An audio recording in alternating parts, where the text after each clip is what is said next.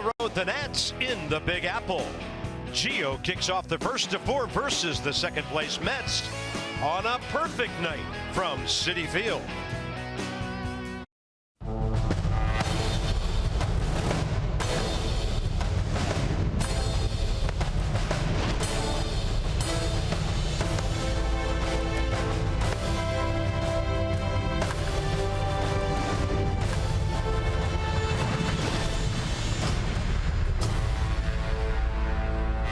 Something about the Nats on the road this year. Welcome to Citi Field. First to four. Now the Mets fan on the left pretty excited about this weekend. Nats fan on the right just wants to take care of some business and keep this big lead in the National League East. It is beautiful in New York. Not that we don't like being home, but it's great to be here. The Nats have been great in this ballpark for a while.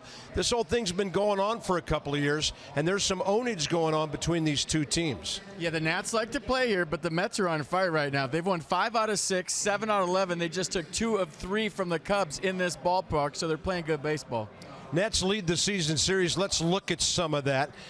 Go down to the bottom line and look how well the Nats bullpen has pitched against the Mets, and they've had an absolute nightmare. The power, the runs, everything going Washington's way. That was a couple months ago. Maybe a few things have changed since then, and the Nats, in my mind, have to come out on fire tonight. Yep. They have to come out breathing fire. They didn't play a very good game yesterday. They didn't have a lot of energy, so when you're playing against the team closest to you, a 4-game series, so important about the first inning today to set the tone. Come out ready to play. Yeah, coming off a 2-5 homestand. Now, there are others, but Ryan Zimmerman has done very well against the Mets, and everybody in baseball this year, his numbers are almost staggering, and a lot of bombs from him. Yeah, April 23rd, 2-run shot off Josh Smoker.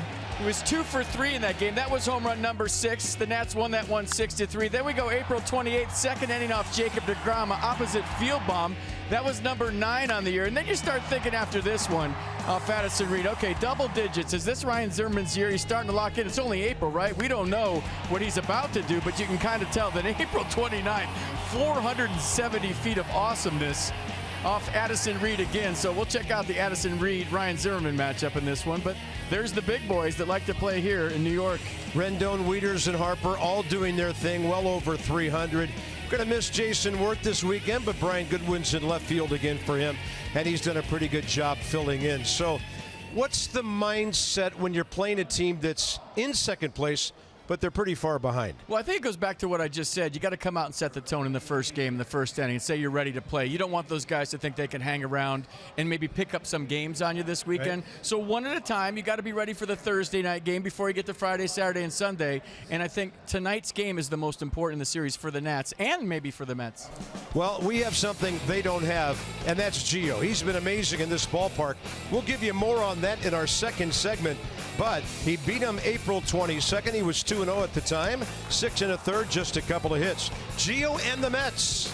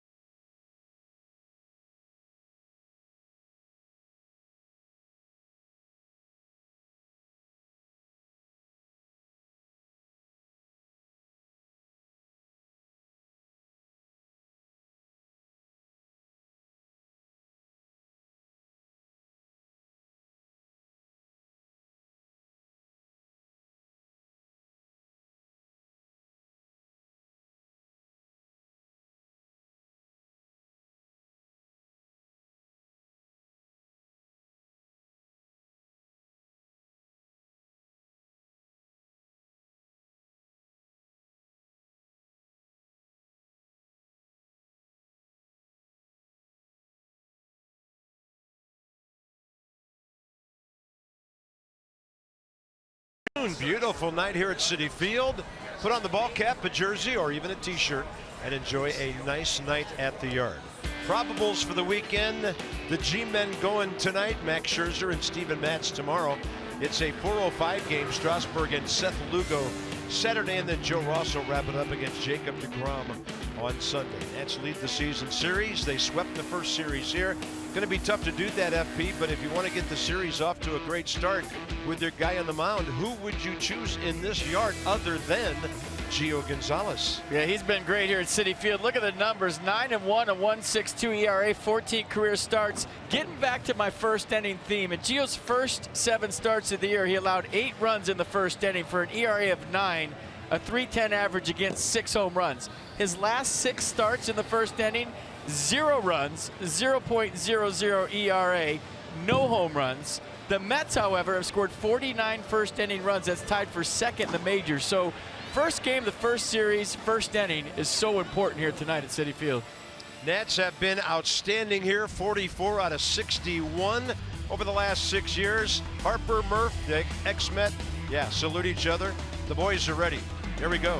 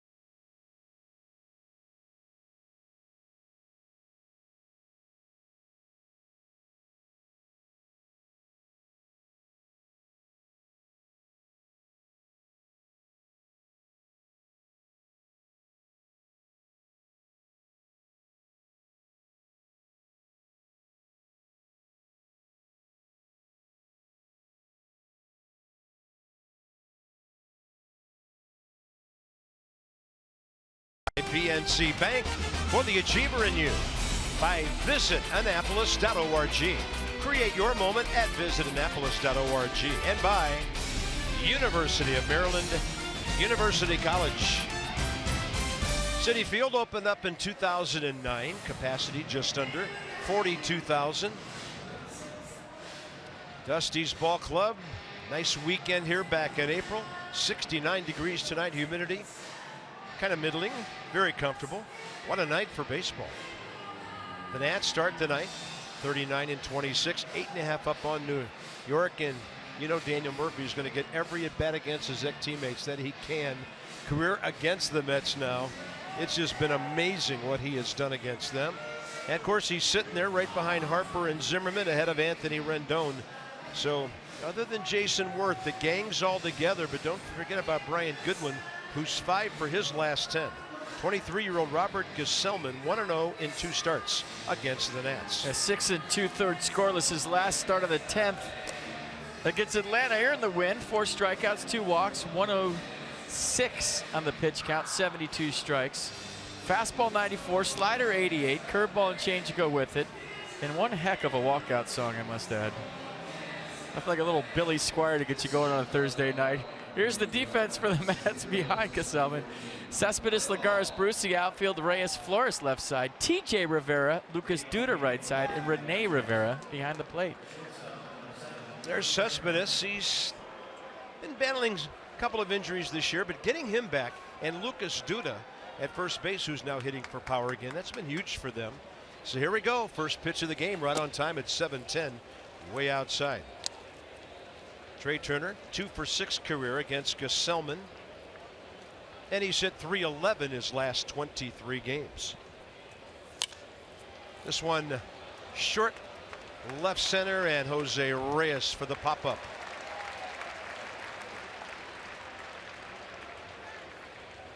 '25-year veteran crew chief has the plate tonight. That's Brian Gorman. Trip Gibson, Nick Lentz, and then the 19-year veteran over at third base, Ron Kulpa. Have we ever had a better day weather-wise in New York ever? I can't think of one. Unbelievable. I mean, usually we're freezing here in April, sweating bullets in June or July, and then sometimes September's the best time to be here. That's low and in to Brian Goodwin. 4 for his last 7 with 2 homers, 4 RBIs. Batting average at .267. Gesellman's got a good tempo going here early, 1-1. Mets guys telling us his sinker is back. He's been getting ground balls. Kind of like that one to Jose Reyes. 2 outs. Well, he's made 4 starts since returning from the bullpen. Little short stint over there. He's won 3 of the 4 with a 2.16 ERA. And they're booing that one start that he didn't do well right now. But he pitched against San Diego, Milwaukee, Pittsburgh, and Atlanta. So I don't know that he's faced a lineup like this since he's been back from the bullpen. We'll see what happens tonight. Yeah, good call. Bryce Harper 1 for 2, 3 walks against this right-hander. Steps in at .315.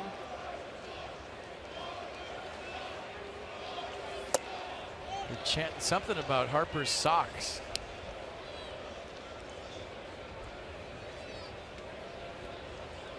Yeah, maybe because of the 9 taters here at Citi Field. Hey, if you're not getting booed in New York and Philadelphia as an opposing player, that means you haven't done anything to hurt their ball club. So we hope they go crazy against Harper, Zimmerman, and Murphy in this series. I don't think they'll boo Ryan. He's too nice of a guy. Although he did hit his first big league homer, not in this ballpark, but in this town.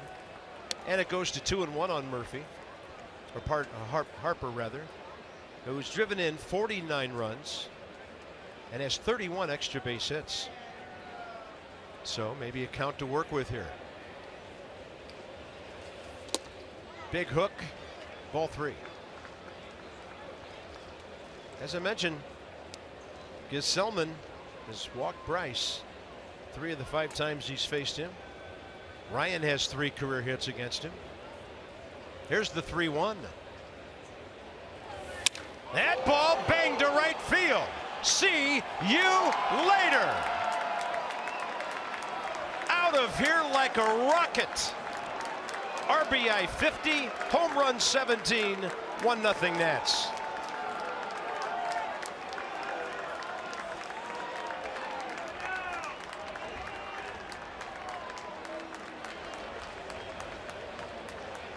My goodness. You had a feeling, didn't you? 3-1 count. Ryan Zimmerman on deck. We showed you that Ryan has 4 taters against the Mets this year. So what do you do? Well, Bryce had some protection sitting on deck circle. He got a 3-1 fastball. And I'll say it again, my goodness. There goes the no-hitter. There goes the shutout. All in one swing from Bryce Harper. Zimmerman gets a curveball for a strike. I mean, this crowd is buzzing, isn't it? Yeah, they got to be pretty amazed at what they just saw. Zimmerman a big cut, 0-2 to Ryan. Well, they kind of got him going by saying stuff about his socks. They were chanting Harper's socks when he got in the box, and then he hits a home run. He socked it all right.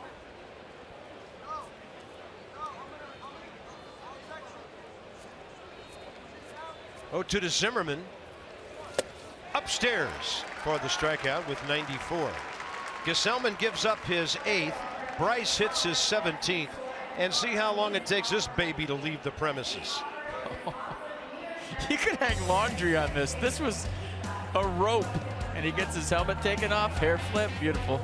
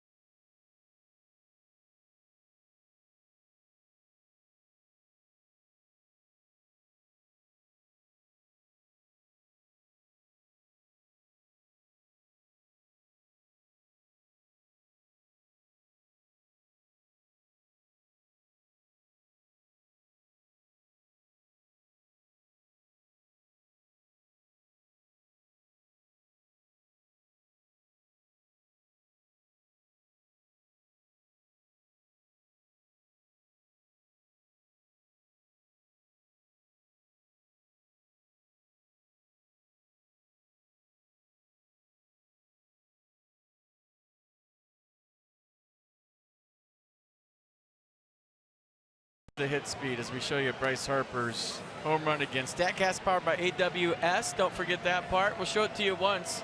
Go ahead, Carp. What do you got? I'm going to go picket fence and say 111. Wow. You went candlesticks. I'm going to say 113. Oh, my goodness. We were both wrong. Look at that. 116.3 miles an hour. Must be a fast gun. Favorite game. Guess Bryce's hit speed. Oh, my goodness. 116. The train only made it up to 122 coming up here last night. Gio Gonzalez, 12-5 career against the Mets, but 9-1 here in 14 starts. We'll get everything set for you in a moment. We will tell you he's facing the leadoff man, center fielder Juan Lagares. Ball one. Lagares healthy again, getting the chance to start at least tonight. Curtis Granderson and Michael Conforto on the bench against the lefty Gonzalez. Curtis hit his 300th career homer last night, by the way. It gave them the lead, and they eventually took care of the Cubs. Lagares 25 for 91 in 46 games. He's their best hitter against Gio Gonzalez, but he pops it up. Came in at 395. Let him have it, Trey. He called it early. Anthony Rendon for the first out. Wilmer Flores and Yoenis Cespedes to follow. And Cespedes, they're just trying to keep him healthy. He's had some ownage on Gio. Not a big sample, but 6 hits, 2 homers. Jay Bruce has been their best and most consistent guy all year. The Riveras bat around Lucas Duda, and then Jose Reyes, who's really scuffling. Terry Collins is ball club 30-34. He lost his second baseman, Neil Walker, to a torn hamstring last night. This guy has had one thing after another to deal with from the injury standpoint with the Mets this year. That is way foul and way upstairs. A defense for the Nats behind Gio tonight. Goodwin, Taylor, Harper the outfield. Turner, Rendon left side. Murphy, Zimmerman right side. Matt Wieters behind the plate. 1-1. Flores. While we're thinking of it, happy birthday, Dusty Baker. Yes, sir. The youngest 68-year-old on the planet. Happy birthday, Bake.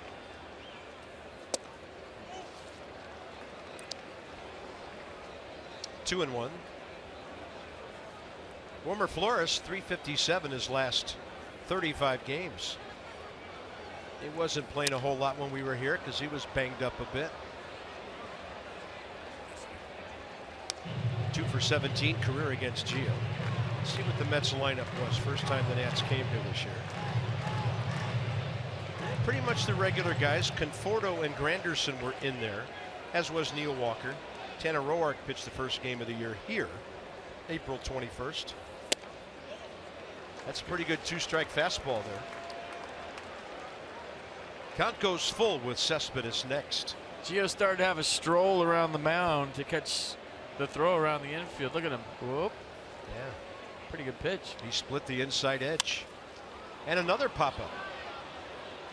Murphy. And then Trey's going to make the call and take it 2 down. Yeah, he's sick of people calling him off on pop-ups. Trey Turner still thinks he's playing center field. Yeah, this one's mine. Here's Cespedes. 4 for his last 6. He's had only 23 hits this year, but only 75 at bats. He has really been battling his health. And 6 for 12 since he came off the DL. He definitely has the best walk-up song in the big leagues, period. The Lion King action right there. Gets the crowd involved. It's strong. Left hamstring strain had him on the DL late April to early June. And he had hit 6 home runs in the Mets' first 10 games of the year.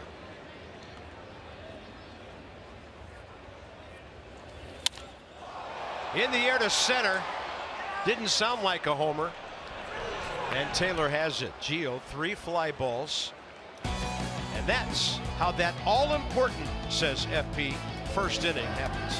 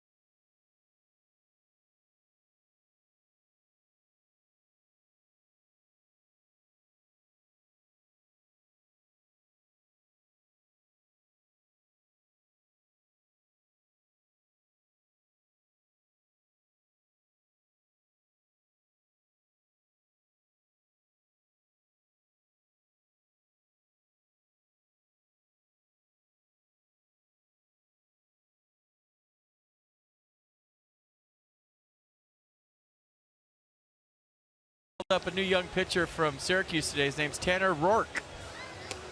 And there he is without a beard. Yeah. That's Tanner Roark. He's supposedly 30 years of age, but I don't believe it. Let's go deep inside the numbers. He looks good without the beard. At home, on the road, Nats at Citi Field since 2011. Plus 120 in the run differential.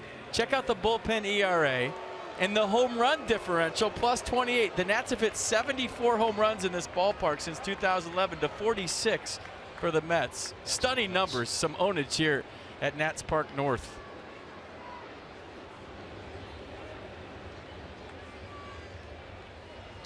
Daniel Murphy,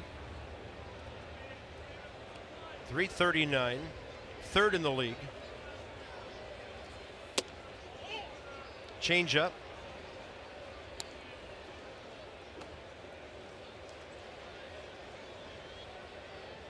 His New York numbers, but now he's wearing the red. Hot shot on a hop. It gets away from Reyes, who can't find it. We'll see how they score it. Ball was right at him, but it was hard hit, and it did short hop him. That's E6, got to be. I love to give everybody hits, but that play at this level has to be made every time. Unless Murph was friends with the scorekeeper here, you never know. That's a one-hop, short hop. Have they thrown it up there yet? They're looking at, oh, they gave it a hit. He was friends with the scorekeeper here. Now I feel bad I said it was an error. Daniel Murphy's 83rd hit of the year. There's Anthony Rendon. Nats 2 for 5 so far. Yeah, I give everybody a hit, but I thought that was generous, you know? What do you think? Did you think that was it? I think a little bit toward the generous side.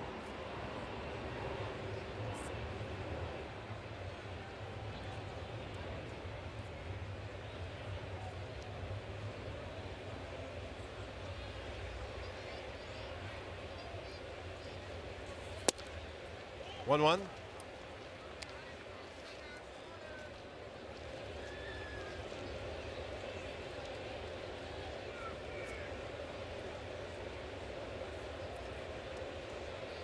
Wind is blowing straight out to left. If you can get it up and out of the stadium, it's going to go to left tonight.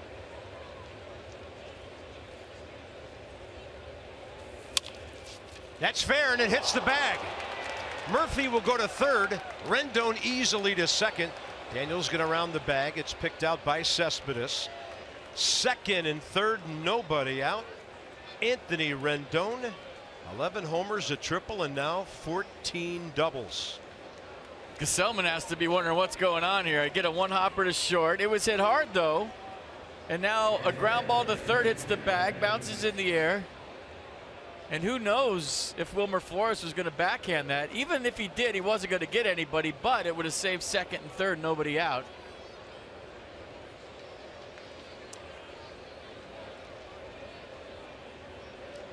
I tell you, come out breathing fire after yesterday's game if you're the Nats. You have to.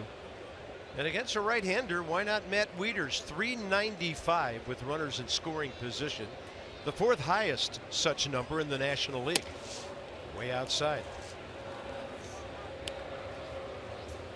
Good job by Gio to get the guys right back in the dugout. 11 pitches, 6 strikes. And now Murph and Rendon have struck for hits. Wieters has driven in 25.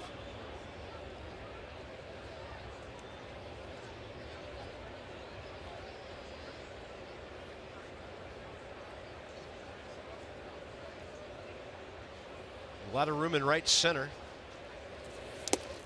Ball skips into the mid of Rene Rivera. So that 116.3 miles per hour is the hardest hit ball that Bryce Harper's hit in the StatCast era. And it's the third hardest home run hit in the big leagues this season behind Judge and Gallo. Wow.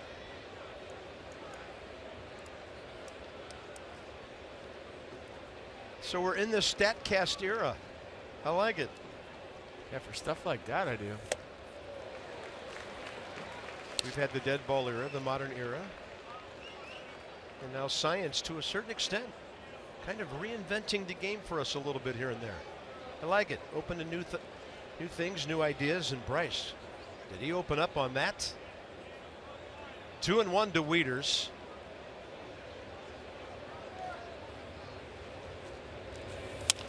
And he will reach out and tap one to center. Juan Lagares has a good arm. He's a former Gold Glover, and nobody going anywhere.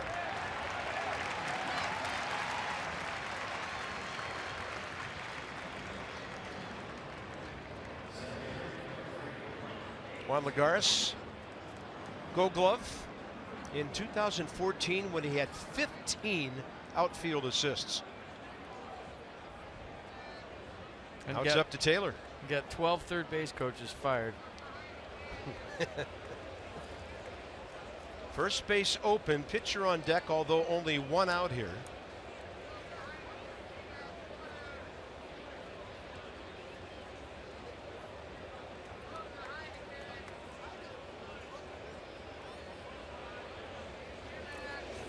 It was in this ballpark in mid-April that we first noticed Michael A was choking up on his bat a little bit. You can see, I don't know, about an inch. Mercedes-Benz on the pitch cast, perfect pitch away with run back action. So see if that approach serves Michael well here.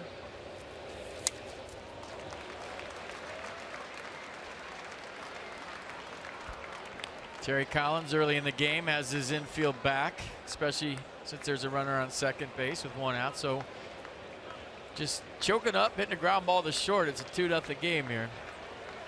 Got to put it in play, especially with Gio on deck. Gesellman, 48 strikeouts in 64 innings coming in. He went upstairs to get Zimmerman earlier. That was a changeup that really went fading inside. There's Gio, 4 hits, 4 RBIs this year.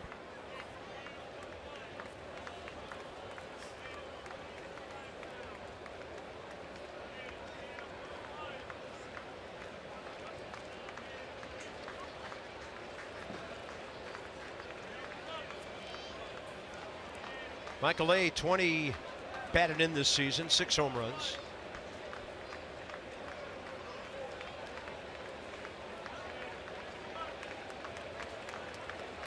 Gesellman suddenly working slowly. 1-2 with one out.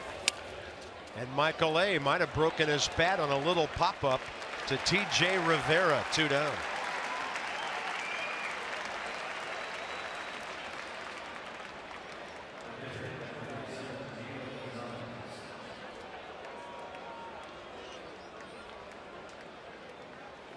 Gio 4 for 25.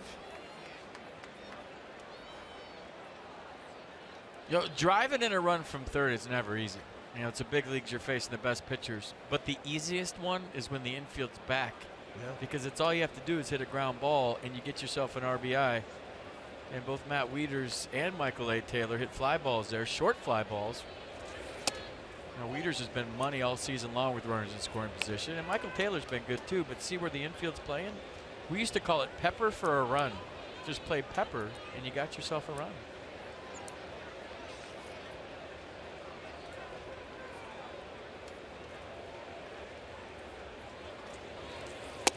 Pepper, the old game for maybe some of you who don't know. Just you stand 50 feet, 40 feet from a guy with a bat and he just tries to hit one hoppers back to you. Yeah, and if you hit it in the air and the guy that catches it, he gets to go hit. So you could play pepper all day long if you hit like one hoppers to everybody. About 4 guys stand in a semicircle. And in the minor leagues for the Expos, we had to play that every day for 15 minutes after we stretched because they wanted us to feel the barrel of the bat and have bat control through the strike zone. We thought it was lame as heck at the time, yeah, but it ended up helping us a lot throughout our careers, putting the ball in play with 2 strikes. Old-time fundamental baseball. Some things never change, really. It's just if anybody wants to take the time to do them or not. So that is a strike, and it's 2-1. Remember when the backstops used to have no pepper signs on them? No pepper games, yeah. Those runners were there with nobody out.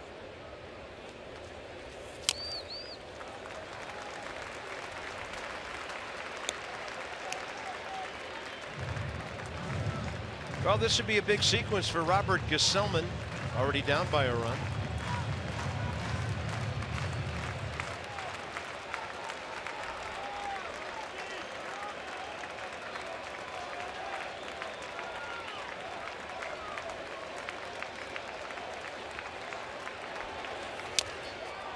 Gio's going to make him work a while to get through this second inning.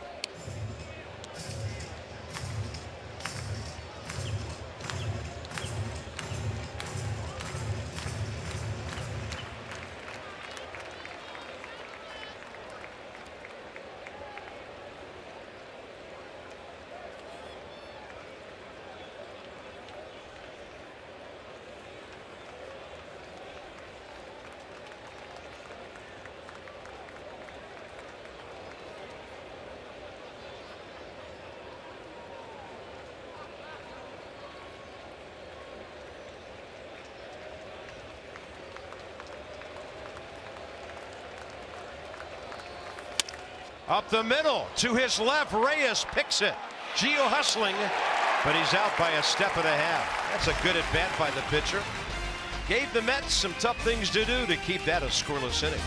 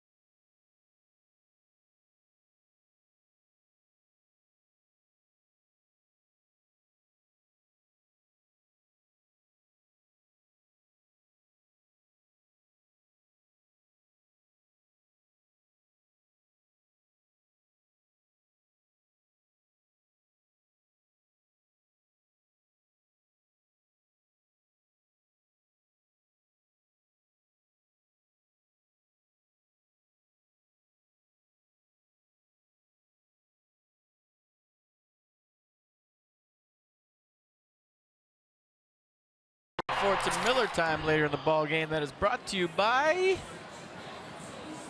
Miller Lite. 1-0 Nats in the Harper homer. 14 wins here in 44 wins in 61 games since the beginning of 2011. It's amazing. So we update Gio now. First innings, last 7 starts now. Giving up nothing at all, keeping it in the yard. Lucas Duda, that's why they like having him back in the lineup. Gives them some left, right, left stuff going in the middle of that lineup. And Lucas Duda's now hit 12 home runs. We'll see him this inning. But first up for Gio, who threw 11 pitches, 6 strikes, is Jay Bruce. We'll see Lucas Duda this inning, but have we seen Mr. Met yet? I saw him on the video board, but that was a promo. Remember, he got in all that trouble for using one of his 4 fingers. But then he issued an apology. And I don't know how you can issue an apology if you can't talk and can't write. So that whole thing kind of confuses me. And then I found out there's a guy inside there, which totally ruined it for everyone.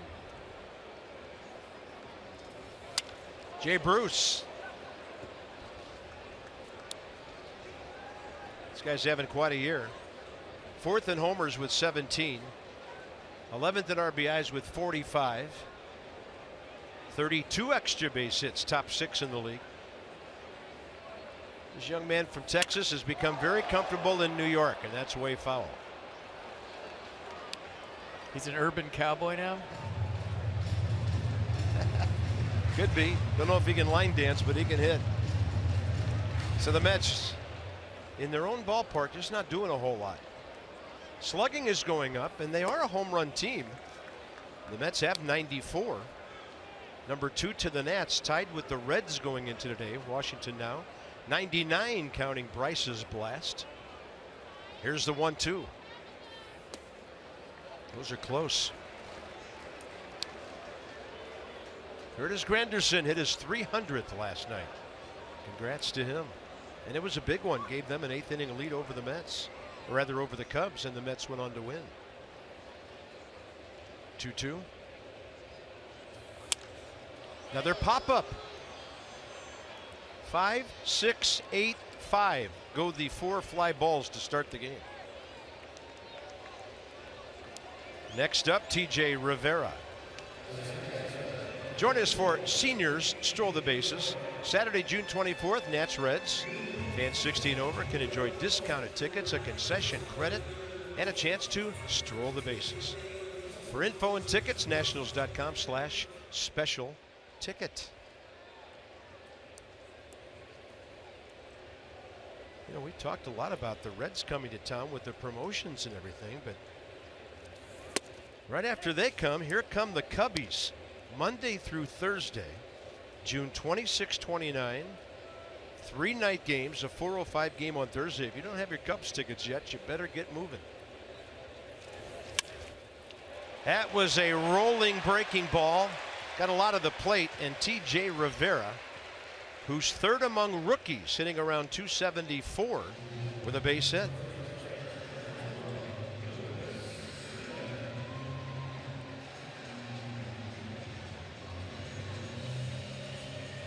Next up, here's Lucas Duda.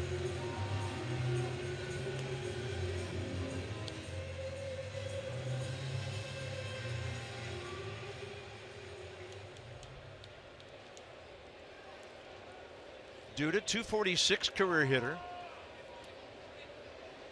In the Mets' first 13 games of the year, he hit 4 homers, drove in 7. Then he hyperextended his left elbow April 19th, right before the Nats came to town. Gio throws a heater right by his batting gloves there. Duda career against Gonzalez, 3 for 19.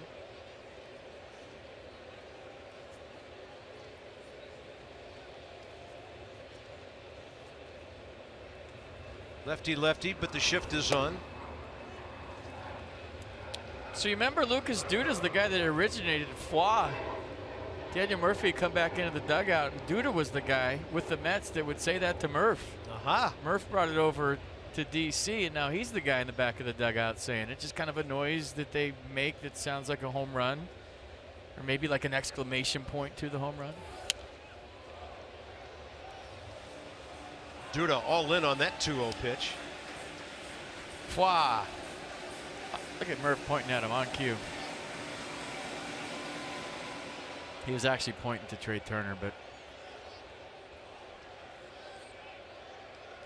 maybe he and Nick Lentz at second are having a conversation. I talked to Murph about that today because I finally got to catch up with him because he's so elusive. And he said that he and Alan Porter had conversations about where Alan Porter stands in the past, and he knew when he was at third base the night before that he was coming his way the next night. And Alan Porter's contention was that he has to be in a certain place close enough to second base to make the call on a steal, that if he's too far away, he doesn't want to make the call on the run.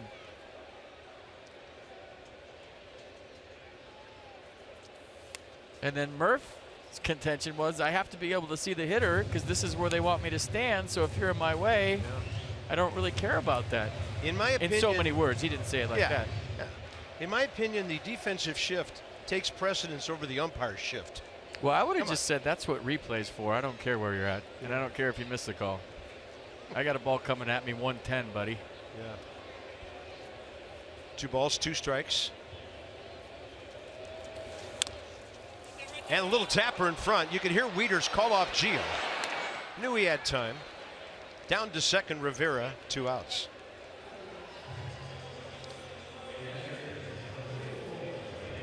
Wieters coming out of the crouch, calling Gio off. Good communication. You could hear it. A little stumble right there. I missed that the first time. Plenty of time to get Lucas Duda.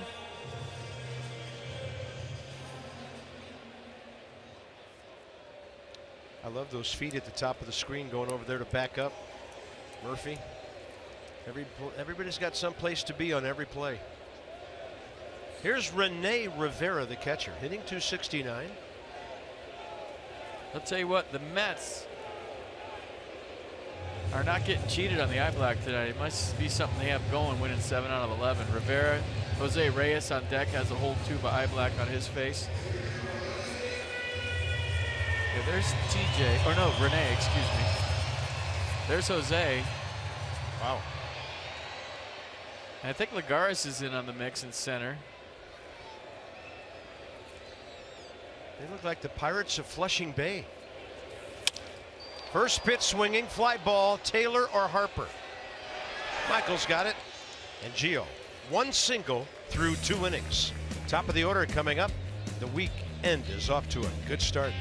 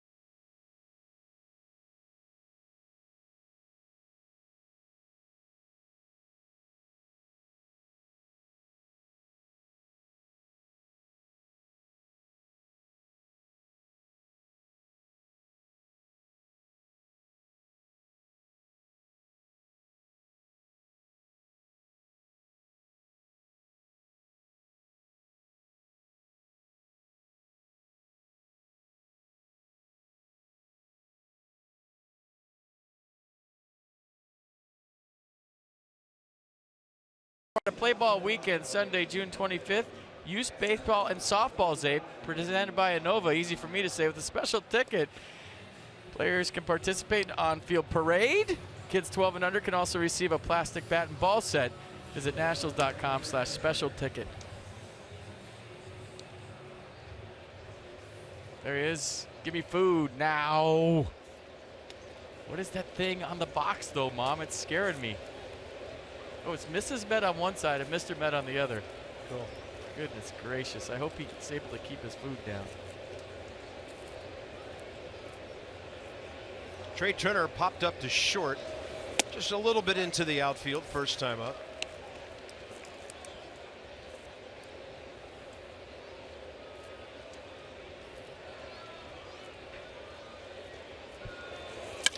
That's hit hard.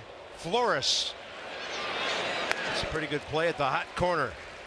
Just keeping behind that ball for the first out. I bet you the hit speed was over 110 on that. Ball's hit right on the nose. 109.9, they're telling me. I mean, can't you just exaggerate and make me right in the truck?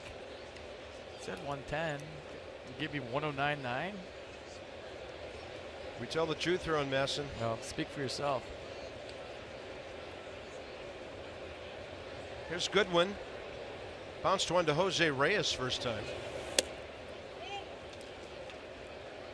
First time through the order, the Nats went 3 for 9. Gesellman, who thrives with the sinker, only had 2 ground ball outs. That's hard hit and right at TJ Rivera. So yeah, they're on the ground. He's not fooling anybody right now. And with 2 outs, here comes Bryce. Well, they're not going to like this replay if you can listen in the background.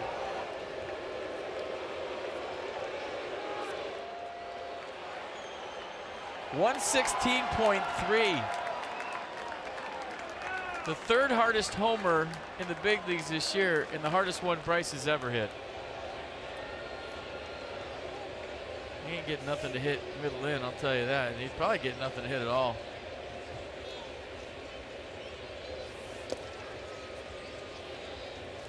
All right, what do you got? Hardest hit balls of 2017. Adam Lynn, 118.3 on a single. Bryce Harper sneaking in there with 116.3. Bryce Harper, Bugs Bunny, and then Ryan Zimmerman. 118 for Adam Lynn. The Colonel. Extra crispy. That's what that velocity was. Yeah. 2-0. Why don't they just walk him and save 4 pitches? Yeah, save your guy's pitch count. Although, don't make a mistake. Here's another look at it. Ryan in there with 113.3, a double April 30th that you all remember. June 2nd, Adam Lind. That was up the middle in the 8th inning for an RBI in that 13-3 win over Oakland.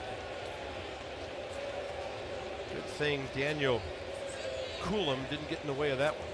So Harper's aboard. Bryce walking for the 41st time.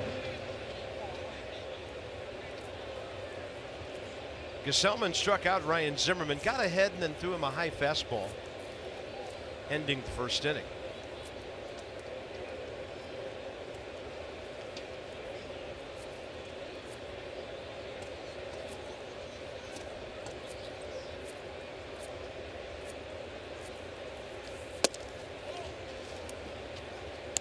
Mets fans are really smart. They did not comment on Bryce's sock second at bat at all. You could leave that to Madison Avenue. 5th Avenue. Curveball, front door, 1-1.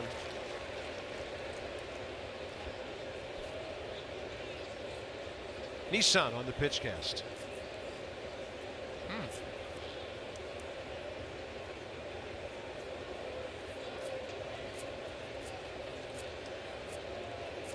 Short lead by Harper. And Ryan not biting on that hook. 2-1. And the count in his favor. Top of the 3rd. That's about hit the Mets 3-1 and lead on the Harper home run.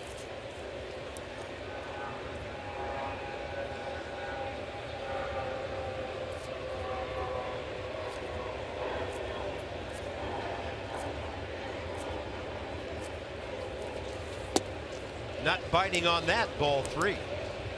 So where are you throwing this? It doesn't matter where you pitch Ryan Zimmerman this year. See the MLB leaders average. I mean, he's covered outside, he's covered inside, he's covered high, he's covered low. Fastballs off speed, doesn't matter. So if you're Gesellman right here, what do? Murphy on deck, you're stuck. Better locate and keep it down, I guess is all you can do. Yep.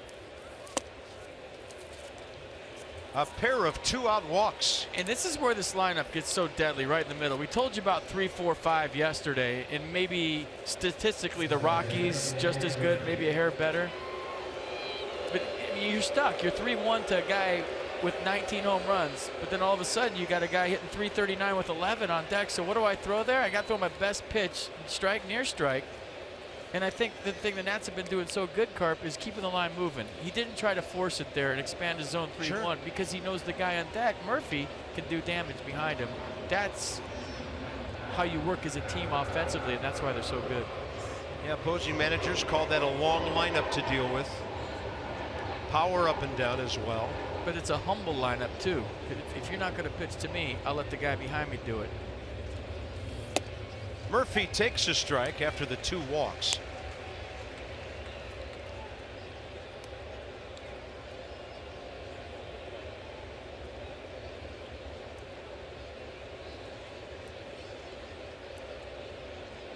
They've had Gesellman off the stretch quite a bit here early in the game.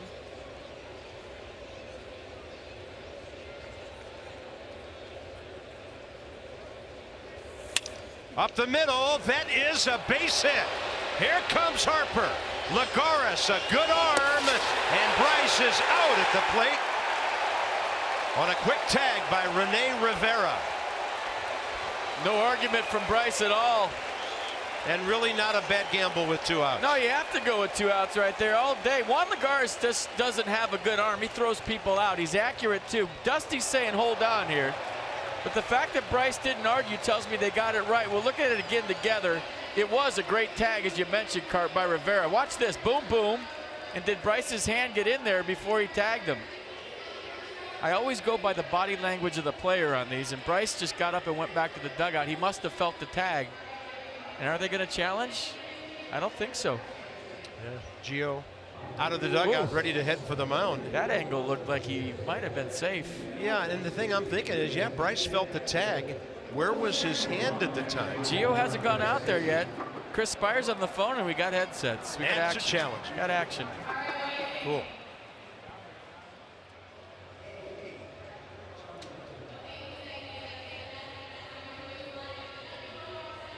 That definitely wasn't a 10-second hold, and that definitely wasn't 30 seconds to either challenge or not challenge.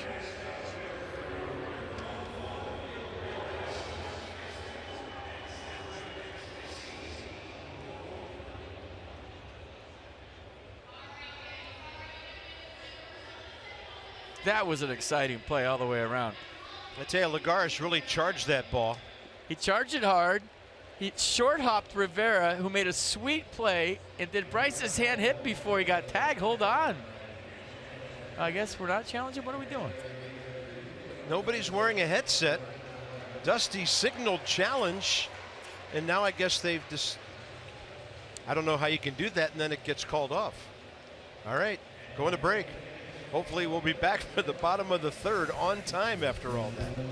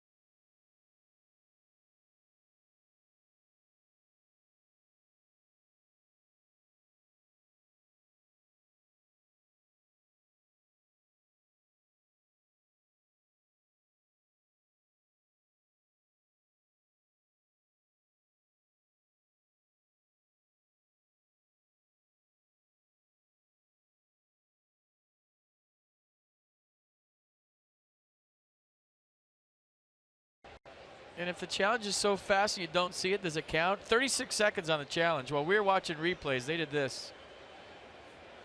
Maybe the quickest challenge I've ever seen. And here's the play one more time for you. Wow.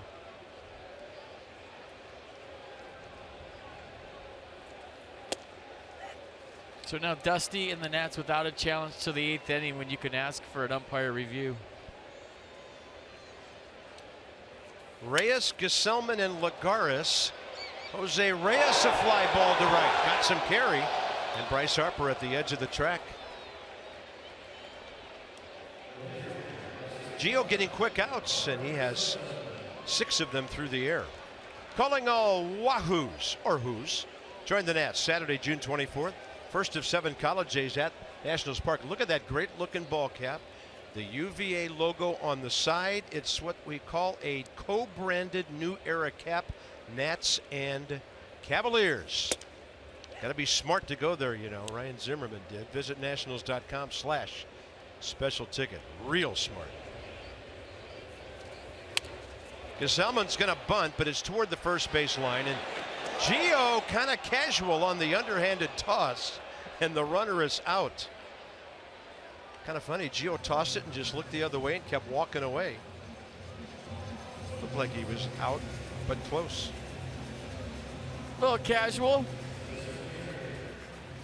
The casual Thursday? Whoa. I think there might have been some trouble with the exchange, and the flip stayed in the air for like 15 seconds. Wow. Huh.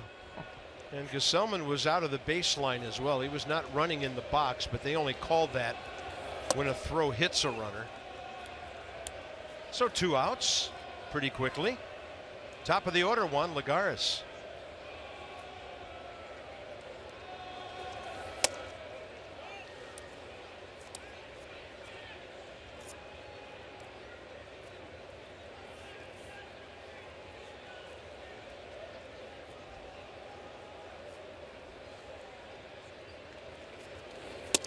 I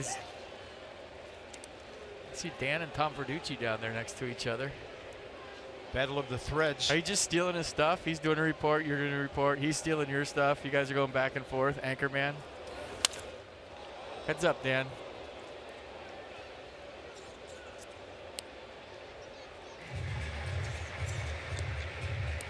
There they are.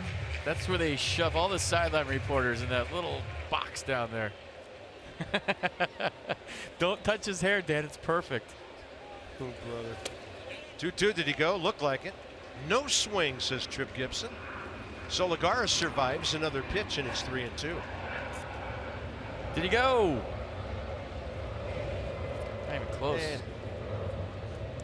Pretty good job of stopping the bat. He's got some eye black on, too. Another fly ball. Michael A. Taylor. Every out a fly ball except a bunt and a little dribbler in front of Matt Wieters. Gio Dieland.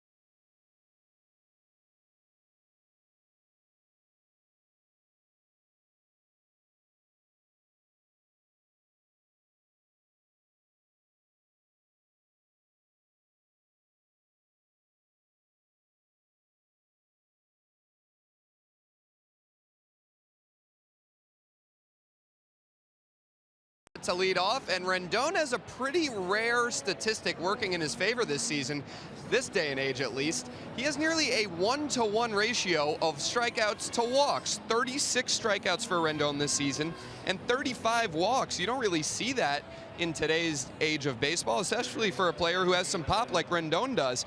Dusty Baker saying earlier today, obviously a strikeout does you no good, but when you're putting the ball in play, you've got action. Good things can happen. And he said specific to Rendon, he does a really good job of fouling off pitchers' pitches. That allows him to continue at-bats, avoid those strikeouts, and maybe get a good pitch to drive later in the AB. And guys, we talk about Rendon's strong hands and wrists all the time. Dusty thinks that plays a factor as well. He's maybe able to keep that bat in play a little longer, flick some tough pitches off, keep them foul, keep those at-bats alive. Making contact, doing damage, and control of the strike zone. That's Dan with our Coons.com sideline report. Over 2 million vehicles sold and counting. We're in the middle innings now. Way better than Tom Verducci could do, I'll tell you that. That was a good report.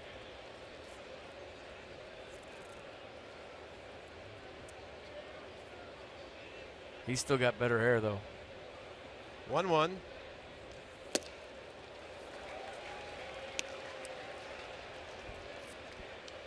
That was, I didn't recognize it was a slider till last minute. This might have been a cutter or had some sort of product all over it. I don't know that I've seen a ball do that all year.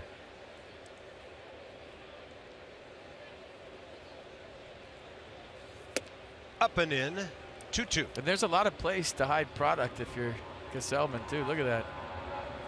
You could have a chainsaw in there and nobody would know.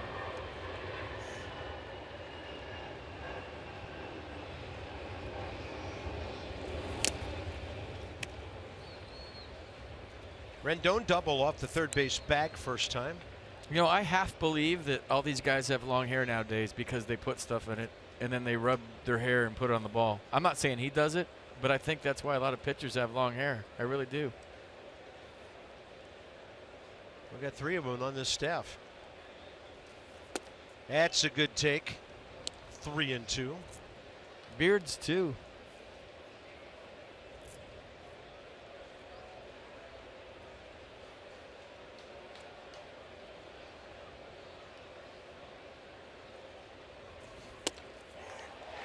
Big slow breaking ball. Rendon thought it was high. Instead, strikeout number 2 for Robert Gesellman. We called the same pitch on Trey Turner last at bat. Trey took a look behind and said, I thought it was high. And you see pitch cast has it in the strike zone. So a high strike on the Mercedes pitch cast to get Anthony Rendon.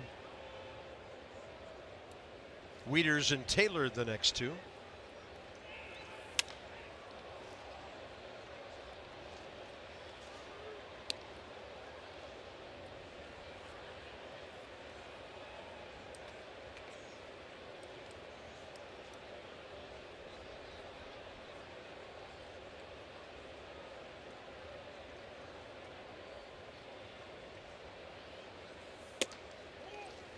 One to Matt. Fastball in.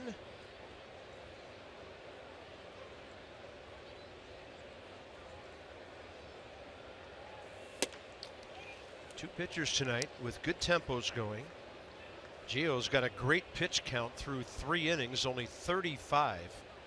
Hasn't walked a batter, and that's just fine. Or rather, hasn't struck out a batter, and that's just fine. And he certainly hasn't walked anybody. So Wieters hits one hard into the right field corner. Jay Bruce to dig it out.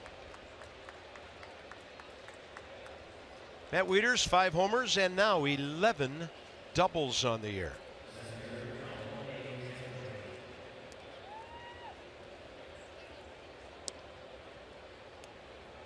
Yeah, this was loud.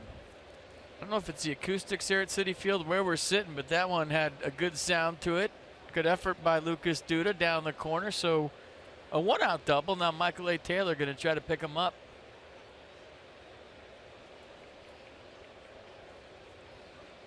So Wieters had flown to right, and then Taylor popped up to second when the Nats had second and third. Nobody out 2 innings ago. Failed to score when Gio grounded out. Now they're trying to do some damage a little bit later. So I'm getting some text messages and pictures from Nats Park right now. Ah, the congressional game's going on. The baseball game's on today. Did you hear they sold over 20,000 tickets for it? And more than $1 million raised for charity. And usually they get about 6,000 to that thing. So over 20,000 today. I guess everybody came together before the game, said a prayer, gave a hug. Good stuff, man. Yes, sir.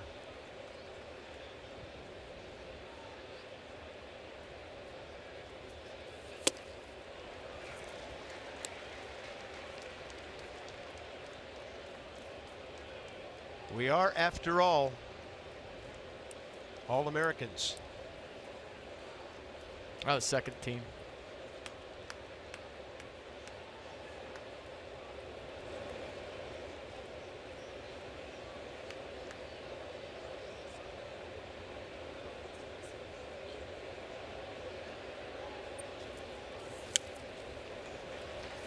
Got some good pitches already today. Followed them straight back and see the look.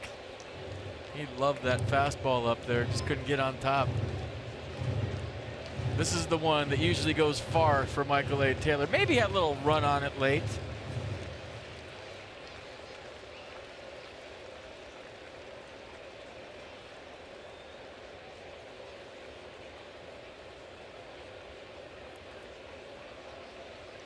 0-2 with one out.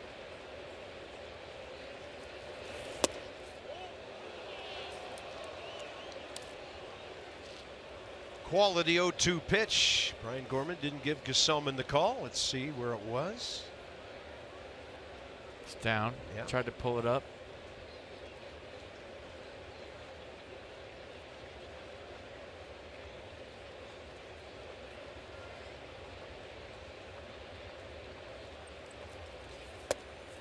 Going to get him on that one. 2 Ks in the inning, 3 in the game for Gesellman. I'll tell you what, Brian Gorman has a north and south strike zone. He's calling the high strike, he's calling the low strike. Some hitters will tell you they'd rather have it east and west where they know what side of the plate they have to cover, but for a major league hitter, it's tough to cover the high pitch and the low pitch for a strike.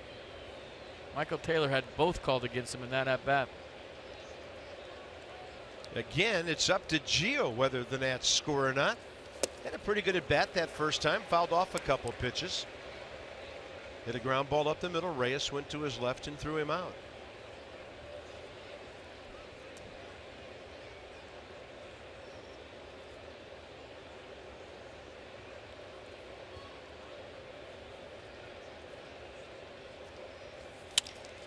Busted bat, center field, and it falls.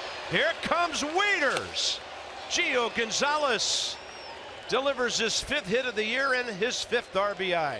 2-0 Washington. I mean, with a little luck, he could be 2 for 2 with 3 RBIs tonight. Reyes went to his left, like you said, made a nice play his first time up, and this one, Bat Die's a big-time hero. I mean, perfectly placed. Look at him talking to it like a wedge shot. And I honestly think if TJ Rivera is not there, you can't fault him for the hustle. The Lagares comes in and catches that. Turner up the middle. Yeah, all they had was the force play there on a 4-6. Things are happening quickly in this yard tonight. The Nats lead by 2 in the 4th inning of Nationals baseball is brought to you by the all-wheel drive RAV4. Toyota, what drives you? Visit buyatoyota.com for great deals. The majesty of New York City.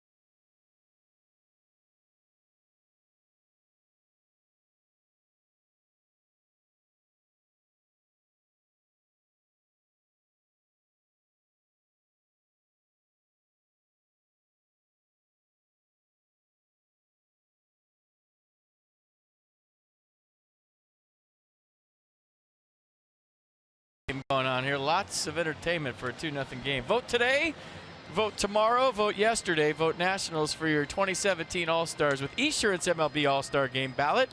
Vote at nationals.com/vote. Catch all the excitement of the 88th Major League All-Star Game. That's presented by MasterCard, July 11th, live on Fox. Miami this year, Washington, D.C. next year. Vote, Nata-dudes. More interested in the foul ball, I believe. Oh, he's got his picker, though. Look at that. Yeah. Blue and red picker. Mom and Dad have that little kid dialed. Dad's got glasses on. He still can't get close enough to his phone. Check that out. Am I thinking not an ex-umpire? He's about to like just lean it against his brain.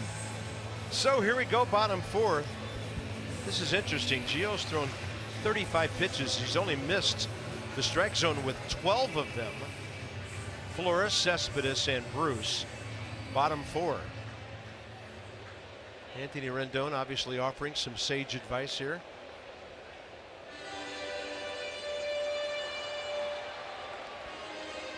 So Gio coming off the big RBI, doubling his lead and his ball club's. Flores a pop up to Turner, first time up.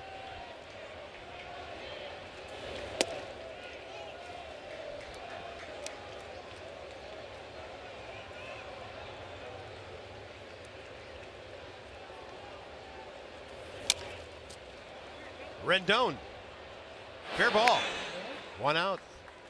I guess he told him hit it to me. That was a sweet play, by the way. And you're like, FP, it's a ground ball to third. He fielded that flat-footed. He threw it flat-footed, sidearm, with something on it, and hit Ryan Zimmerman right between the eyes. Watch this. So flat-footed, right? Sidearm, bullet, right between the eyes. That's the big leagues. Wow.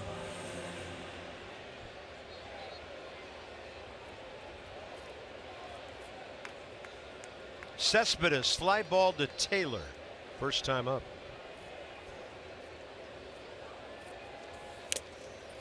Foul on a check swing.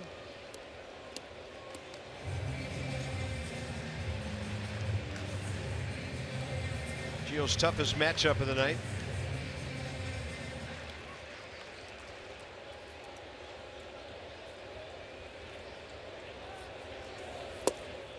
Tried to bring that one around to the outside edge. 1-1.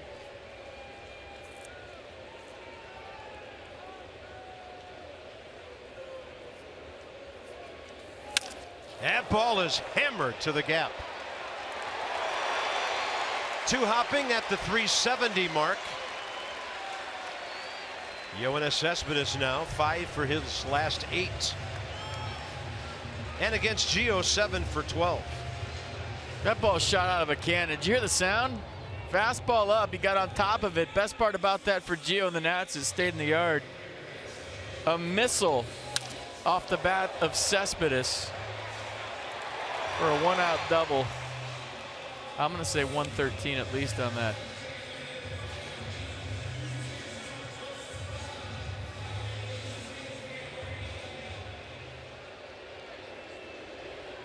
Only Gio's second hit given up, lefty-lefty now with Jay Bruce.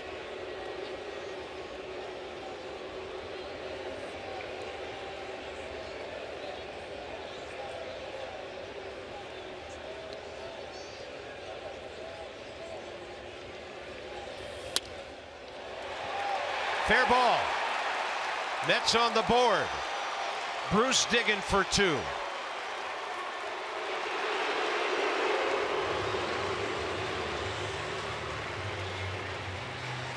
That's RBI number 46 for Jay Bruce, who can flat out hit.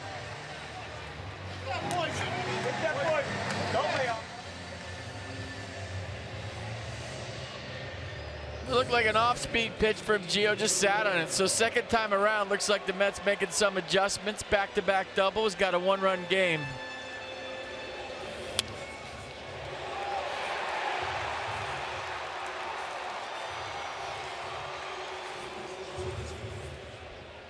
Tying runs aboard, and here's TJ Rivera. He singled to left first time.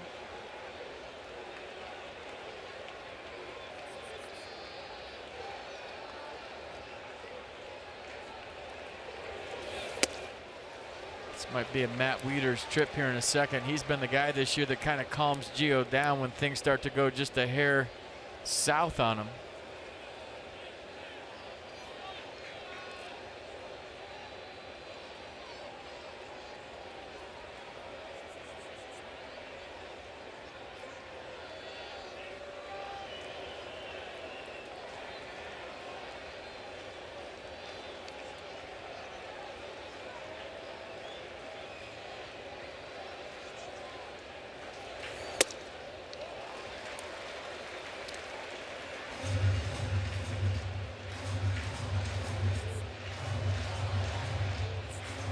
So first test of the night for Gio. You know, he doesn't have to give in here and fight back into the count with a lefty on deck, even though Duda can hit a little bit. 252, 12, and 26 coming in tonight. Rivera with a single first time up.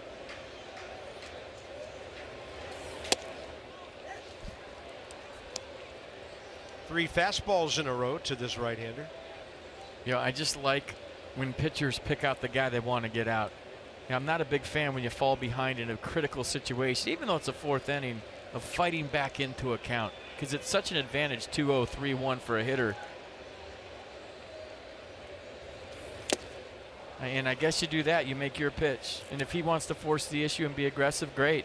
You want to swing at my sinker a foot off the plate, I might throw it again, but I'm not going to give you anything really to hit. And when we say don't give in right here, you got a base, that's what you mean. Make your pitch like it's an 0-2 pitch, and if he swings at it, great.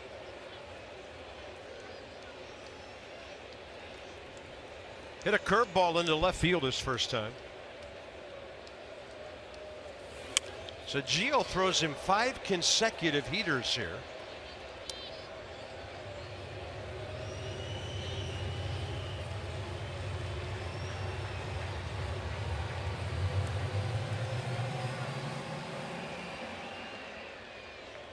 You know, I think it's more location than pitch, meaning don't throw him a strike.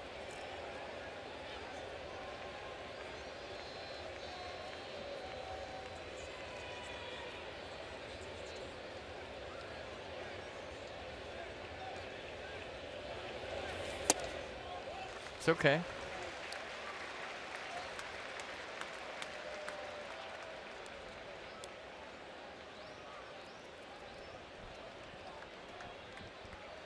There's Nissan with the entire AB on the pitch cast. You see what he's doing, though? I mean, 2 strikes are borderline, and the rest are out of the zone. And if he wants to swing at a ball, swing at a ball. I don't think you throw him a strike here.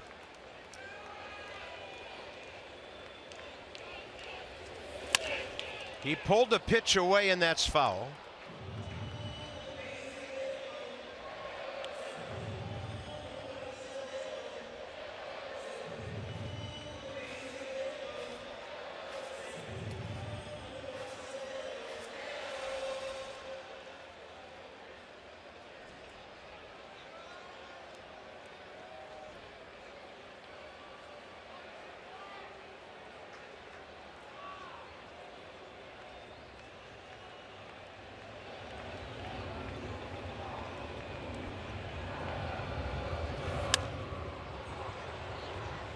Tell you what, you know, a lot of times as a broadcaster you get locked into the monitor, especially at home when we're so high up, but we've got a good vantage point here at Citi Field, and I'm watching Daniel Murphy, and if we just had Murph TV and a Murph cam, this guy's working the runner, he's holding them, you can hear him in my headset going ch-ch-ch, meaning stay back, he's talking to him. Then on the foul ground balls, he's running behind first base to back up, then he sprints all the way back to second to talk to Jay Bruce. I mean, he's all over the place. I mean, you get tired watching this guy if we had a camera just on Daniel Murphy. Baseball player. Comes to play every day. It's fun to watch.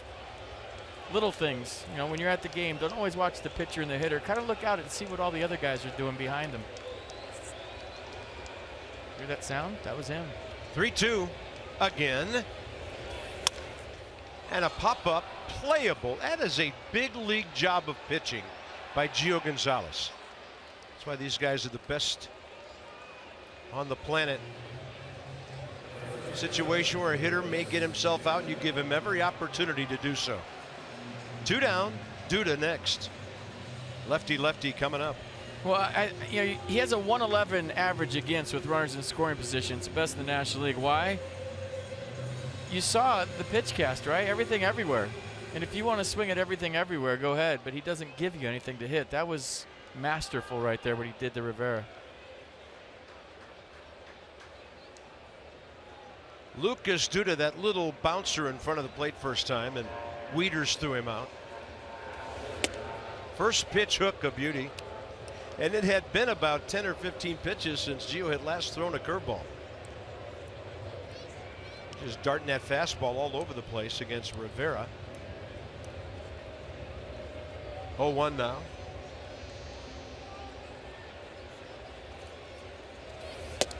That's a great heater at the knees.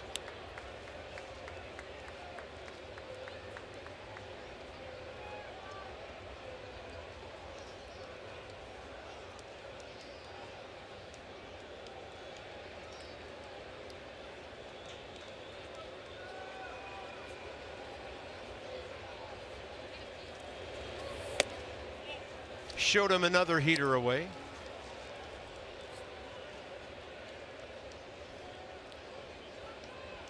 Someone just tweeted me they spent an entire game at Nats Park watching Murph talk to infield pigeons, and it was a serious conversation, and I believe it. There's a lot of things I don't believe on Twitter. I believe that. 1-2. Jammed him. Rendon looking up into the early evening sky. He's got the foul ball. And Gio Gonzalez, after a pair of doubles, masterful job. Here's Brian Goodwin on our do-up. It's all brought to you by Freight Railworks. Brian 0 for 2 tonight, but he's been good lately into this ball game. 5 for 10 his last 4 games, and the big guns behind him.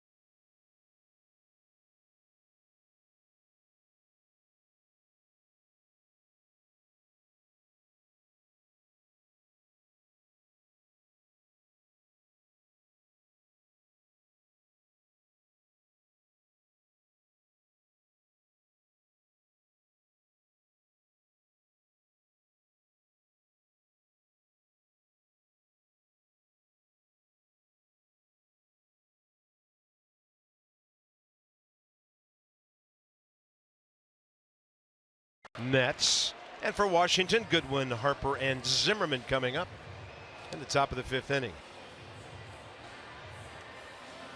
So from the Big Apple out there in center field, we got some Nats fans. Always traveling well. I bet you we'll have a bunch up here tomorrow and Saturday. Hopefully Sunday. Maybe some dads with us on Sunday. Sure. There's a lot of red people here tonight. I would imagine more tomorrow and Saturday too.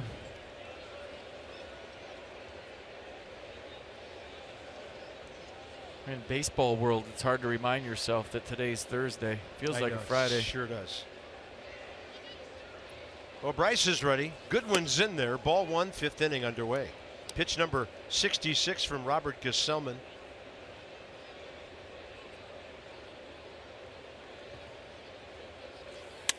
Goodwin hits one hard out to the gap in left center.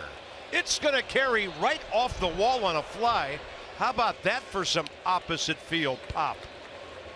Ryan Goodwin. And he's a table setter in this inning, if it all turns out. Should he have stopped at first on that? No. If you look at the flag, though, I've been watching it all night. It's blowing out to left. So if you can elevate anything to left field, it's going to travel. And Brian Goodwin has been nails given this opportunity with the Jason Worth injury. So a bullet in the gap. He had a bullet to second base last time up. 1 for 3. And now let's see if they pitch to Bryce Harper.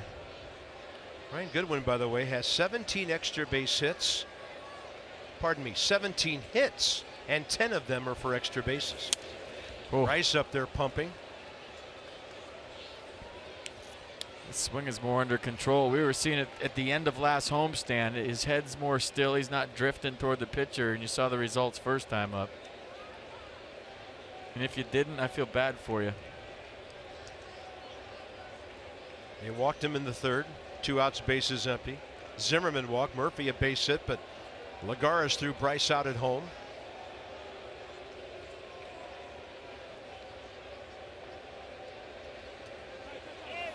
Time given. Nats just need to string a couple things together here. They've out-hit the Mets 7-3. Washington, D.C. Lexus dealers donating $250 to the Children's National Health System for each of the first 200 homers the Nats hit this season. And if they hit one more, they'll be halfway to that 200. Lexus, experience amazing.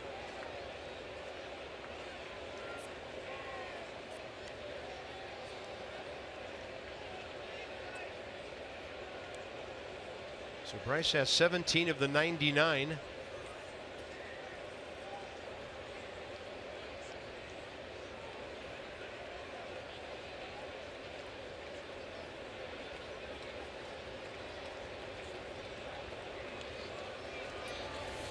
That ball's hit hard to left and right at Cespedes. First out, 5th inning.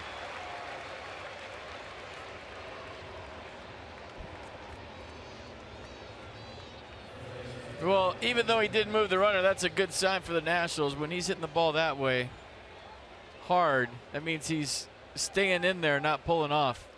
You see how still the head is again? He rises up, gets on top of the high pitch.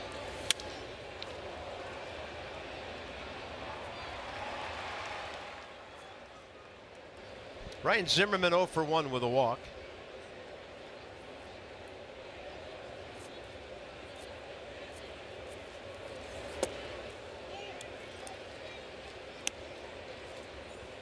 He's due.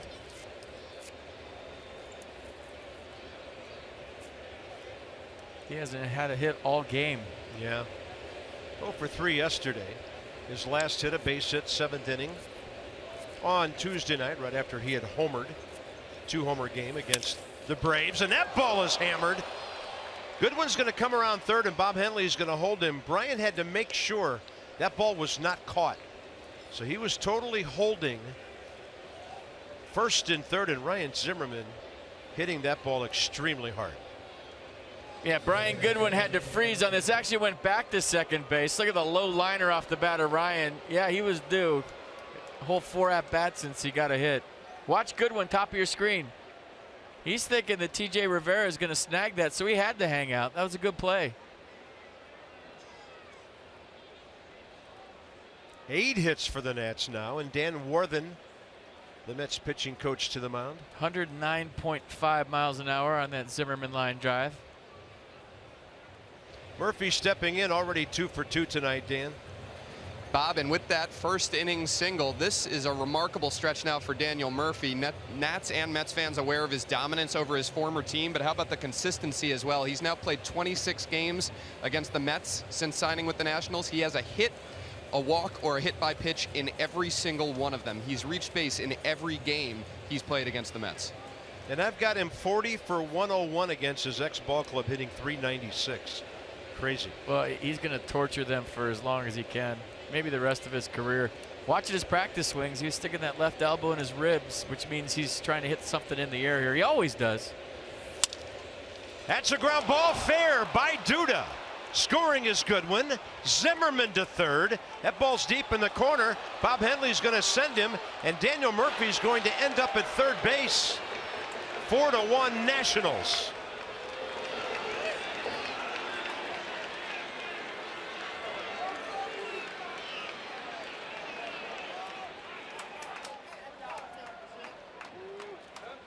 Triple, 2 RBIs. I mean, he continues to torture the New York Mets in every way you can torture your old ball club. And we couldn't see this where we were sitting. So Jay Bruce kind of mishandles it down there. That allows Bob Henley to send Ryan Zimmerman, allows Daniel Murphy to go all the way to third. They'll probably score that a double and an error. But either way, the torture continues. They gave it 3 bases? All right.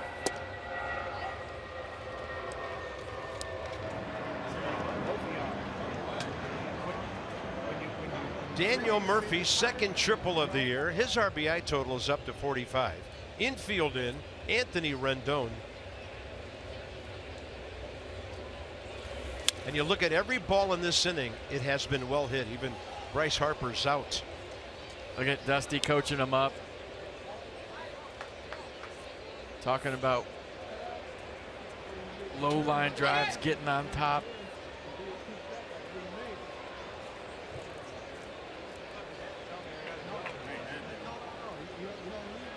Rendon a double tonight, looking for his 40th RBI.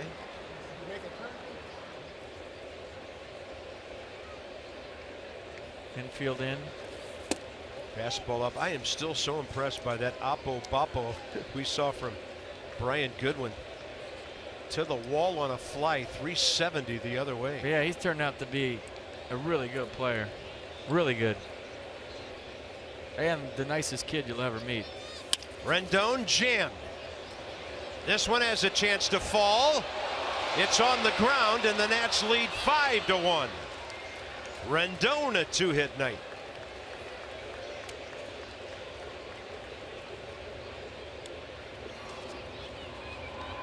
You know, we said before this game started the Nats had to come out breathing fire, especially after a lackluster effort yesterday, and there's no way to put it other than that, and they have. You know, Gio Gonzalez setting the tone on the mound, the offense with Bryce Harper going deep. Now third time around figuring out Gazelman. Definitely ready to play tonight here in Flushing. Still only one out. Matt Wieters the hitter. He doubled last time. Don't sleep on Anthony Rendon at first base. Had a good lead, and Wieters fouls one behind Davey Lopes. You know, when you have a boss fire you, or as an athlete, you have a team that doesn't want you back, it's so easy to talk about it, right? Well, he was a jerk, you know, blah, blah, blah. It was a bad situation. He hasn't said a word about the Mets other than positive things. But the way he's done it with his bat is the way every athlete in every sport wishes they could do to their old team. You handle it first class. You don't talk about it. You just go out there and whoop their butt every chance you get. And that's what Daniel Murphy's done. You name a way to beat the Mets, and he's figured it out. Whether it's a single, a play on defense, a home run, he's inventing ways to beat his old team. I mean, it's like it's everybody's fantasy. You don't have to talk about it. You just do it. Neil Ramirez, and added to their bullpen today are Rafael Montero throwing.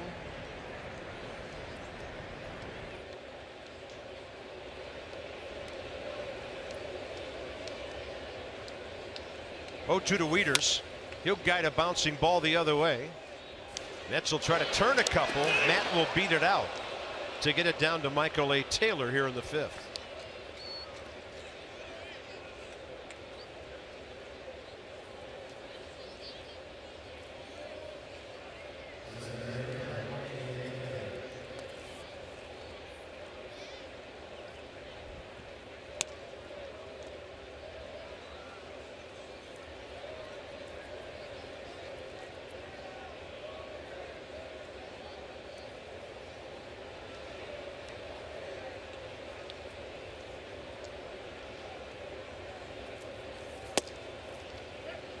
Work Michael A. Taylor on that outside edge. Right now there's about 90 feet of room on the right side of the infield. If he could somehow go that way and extend this inning. Something's going on.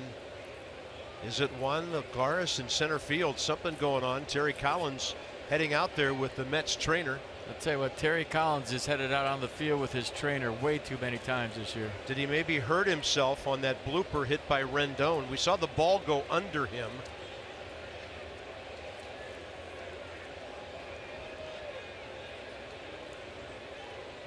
Just feel bad for this ball club. They've had so many injuries this year.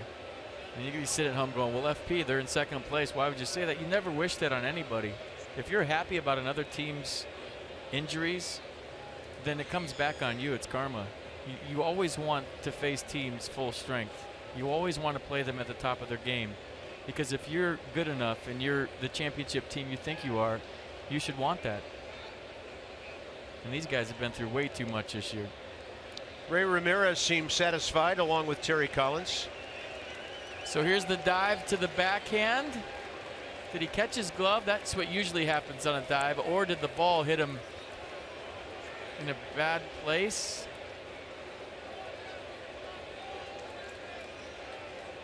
The count is 0-1 to Michael A. Taylor.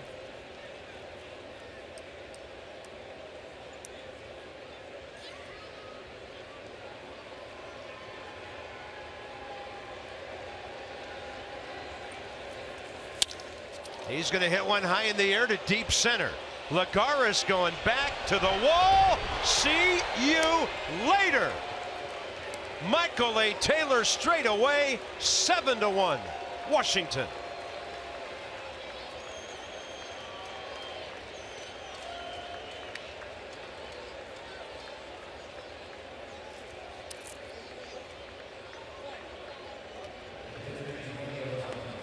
Number 100 for the Nationals. Yeah, I don't know what Dusty Baker was telling Michael A. Taylor and Brian Goodwin on the bench, but I think it was something about going the other way, staying on the baseball away from you. Gio trying to hit one out. Oh, wait, it's a little bit short. Okay, that's it.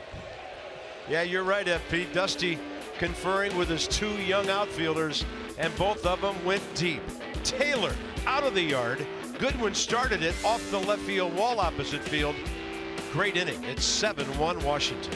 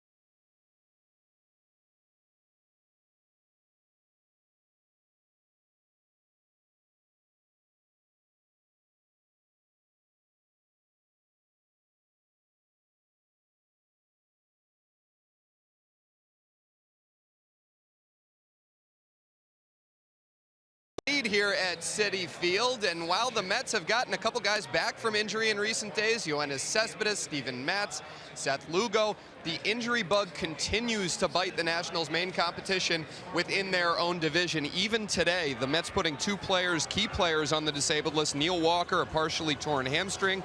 Matt Harvey left yesterday's game early. His velocity was down to 87 with the fastball. The Mets calling his injury a stress injury to his scapula.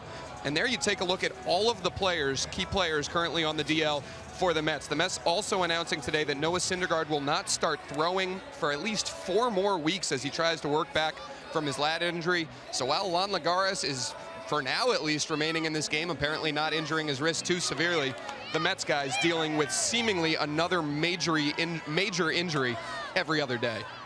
Yeah, it's been unbelievable. And of course, you saw David right on that bottom line. He's been out for 2 years plus now, derailing a fantastic career. So, Dan, with our Coons.com sideline report, over 2 million vehicles sold and counting. Michael A. Taylor now, 7 homers, 22 RBIs. Serious pop in that number 8 spot in the lineup. Gio, huge lead to work with. Rivera, Reyes, and then the pitcher spot. And as their bullpen continues to work, and Gesellman has 83 pitches, probably done for the night.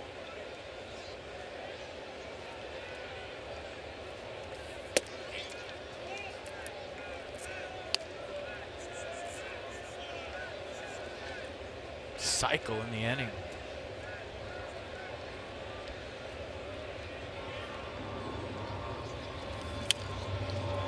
You know, I have no idea what Dusty Baker was saying to Brian Goodwin and Michael A. Taylor on the bench.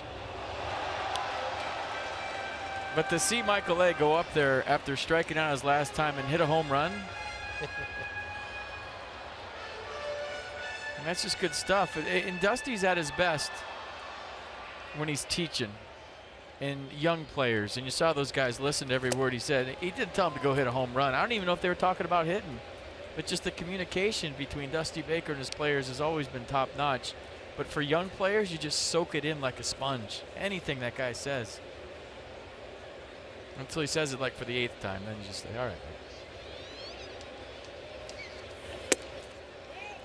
You know, and Dusty was a little bit different this year about Michael A. Taylor. You know, he hinted that Michael's chances were getting shorter and shorter with the way things were going. Adam Eaton gets hurt. Michael A. gets a chance to play. He's sitting in the mid 260 range, and he's providing pop at the bottom of the lineup. And we know what a great center fielder he is. Can he go get this one? Nah, that's just hit too well. And that is out of the ballpark. Other way by Rene Rivera. That doesn't look like a guy who's got 3 home runs all year.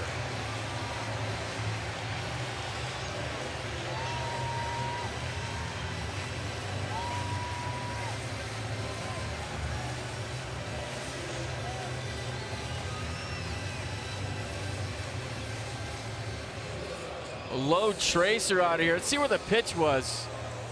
Fastball away. Obviously Rivera looking for it out there, squares it up, and I thought this was catchable. When you said, can Michael A. Taylor catch this, I'm thinking he's got a chance. Obviously we were both wrong in the bullpen for a solo shot. Jose Reyes, fly ball to right first time. 281 career against the Nats coming into this game.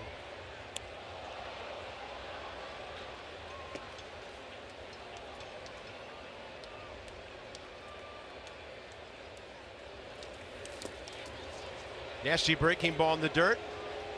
Reyes kind of dancing around it, and we're hearing boos. He's hitting down around 180 now. Gio Gonzalez, first strikeout tonight. Mercedes on the pitch cast, curveball in the dirt. Good pitch. I'm hearing that Teddy won the president's race tonight. So that's what they were waiting for, huh? Well, that's his first win of the year. He hasn't won yet. Does that count? Here's Gavin Cecchini, just called up today to replace Neil Walker.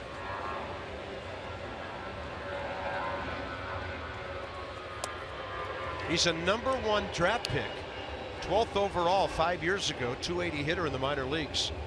And he was hitting 249 with 17 RBIs at AAA Vegas. Big swing. He ends up on a knee and one-handed swing. Got a cup of coffee with the Mets last year, 4 games, 2 for 6, couple of RBIs. Swing and a miss.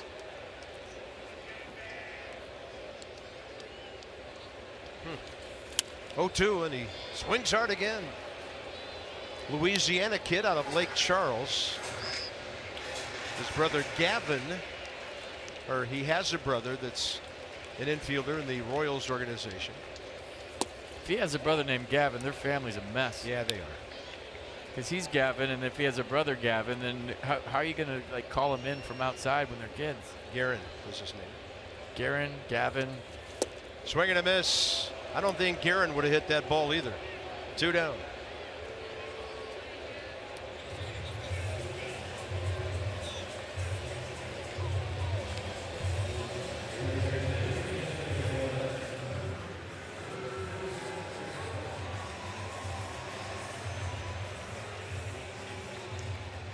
So Robert Gesellman done for the night.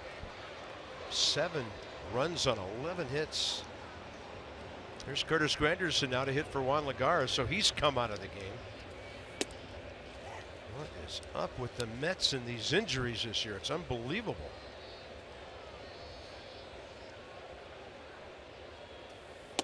Curtis Granderson against Gio. 5 for 40 career, 13 strikeouts. And just like that, Terry Collins has used half his bench tonight.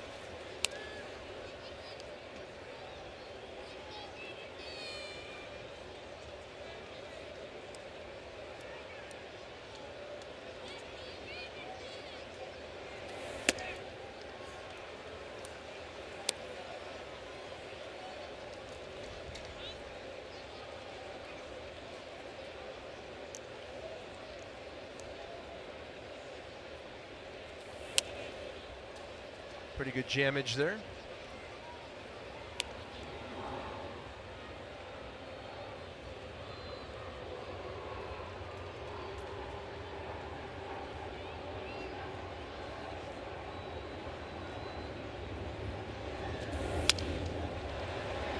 And Trey Turner waits and elevates.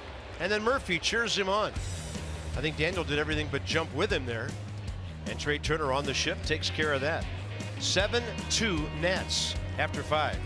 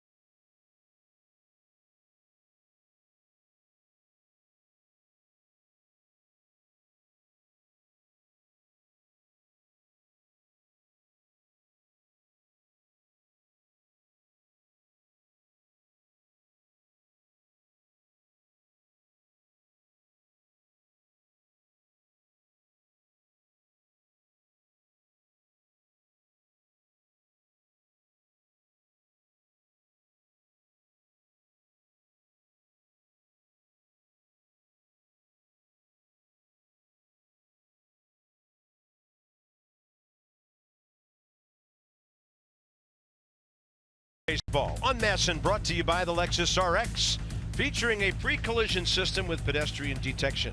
Standard. Ocean City, Maryland. Put your vacation days to good use in Ocean City. Book now at ococean.com. And by the Virginia Lottery. Look for the game of the summer, the Corvette and Cash Scratcher from the Virginia Lottery.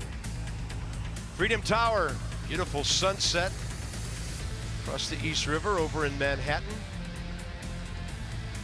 Absolutely gorgeous on this Thursday evening. Scoreboard looks pretty good too.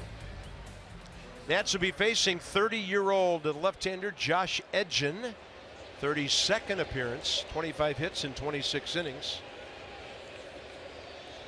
Okay, fastball, slider, cutter change. Fastball 91. Cutter 86. Very rarely throws the changeup, so everything firm. First batter face, 357 average against. Nationals into the Mets bullpen after just 5 innings of this series. Trey hit a bullet to third his second time up. Curtis Granderson at center. Hit a chopper up the middle that would have been a hit if Gio Gonzalez wasn't running at first. So he could easily have 2 hits tonight.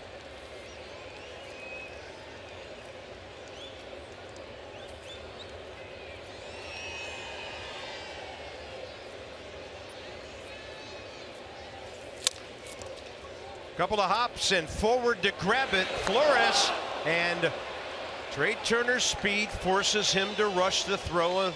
He pulls Duda off the bag.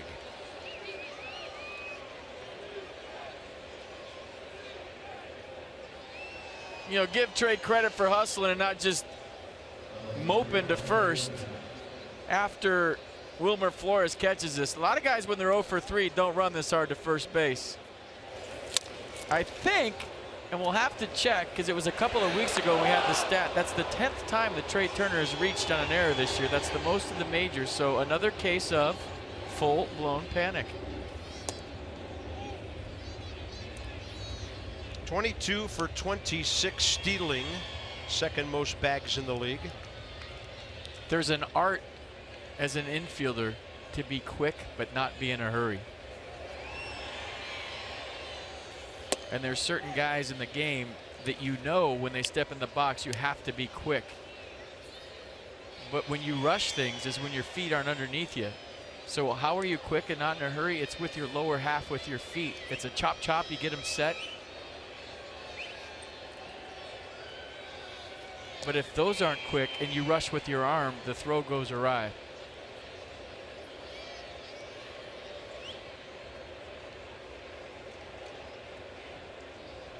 Fourth error of the year on Wilmer Flores.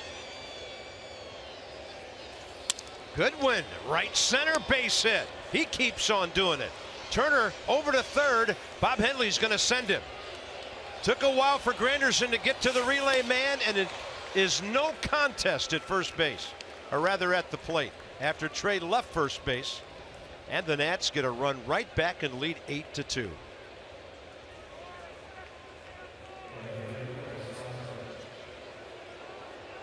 I mean, speed kills, doesn't it? In a game where it's a strikeout, a walk, or a home run, I enjoy watching guys run, and I'm really enjoying watching Brian Goodwin play baseball. You know, Granderson just in the game did everything he could. Maybe took a hair too long getting it in, but he had to right himself.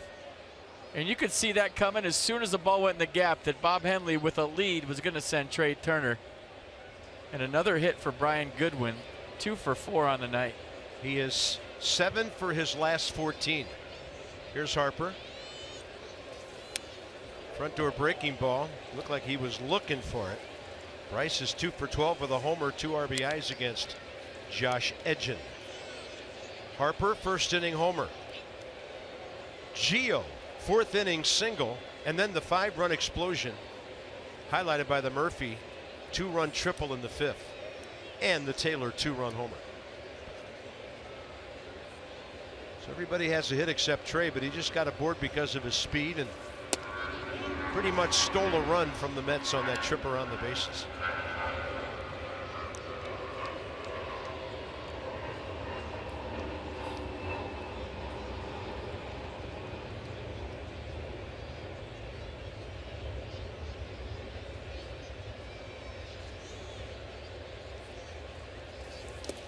Two and one.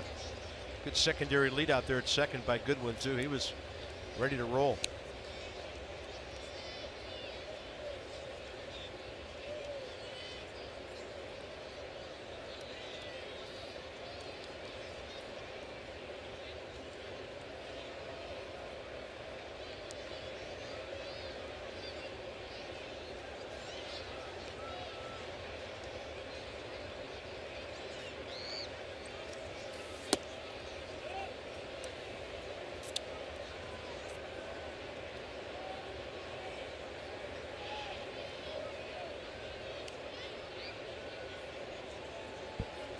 Throw him a strike right here. Could be loud if you do. And if he tries to get one away, there's a big gap in left center. Price hit the ball hard the other way. Last time against Robert Gesellman. That's a big hook. 3-2.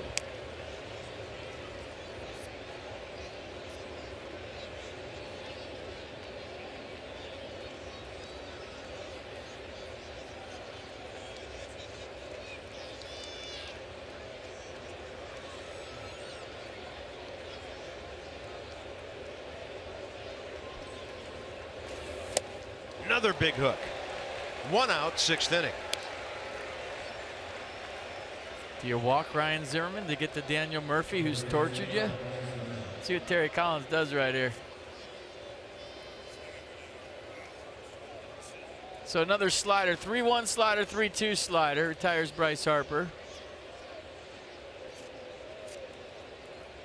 And the best hitter of the National League just stepped in the box. What do you do if you're Terry Collins? Ryan 1 for 3 with a walk career against Josh Edgen.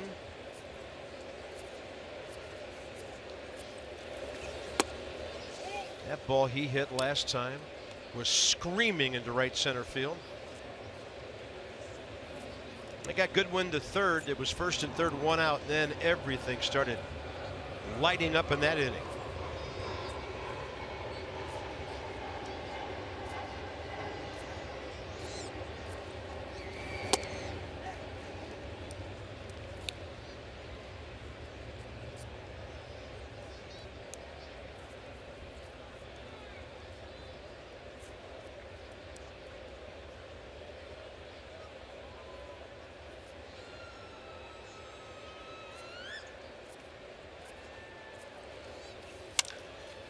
That was a loud sound. Goodwin has to retreat. Jose Reyes, low throw. Duda has it. 2 outs.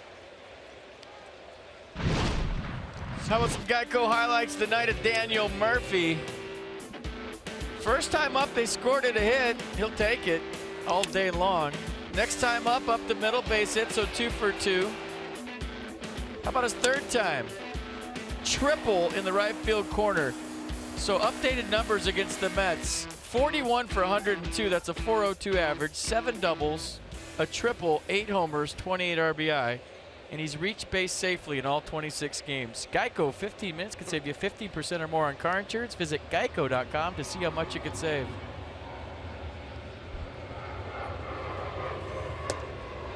Front door curveball, a strike. Murphy against his former teammate 0 for 1 career.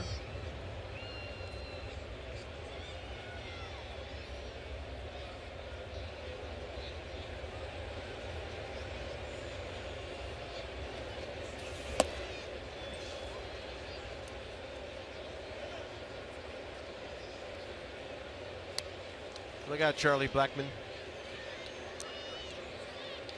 Inciarte had a nice series against the Nats. We'll see Marcelo Zuna Monday in Miami, and Ryan Zimmerman will be making that trip.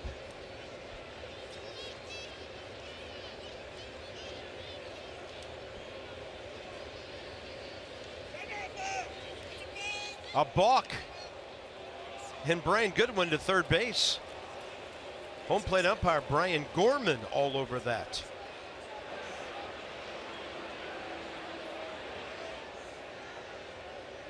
See if we can see it. I was looking down. I'm not even gonna lie and act like I saw it. There it Yeah, was. started, stopped, balk.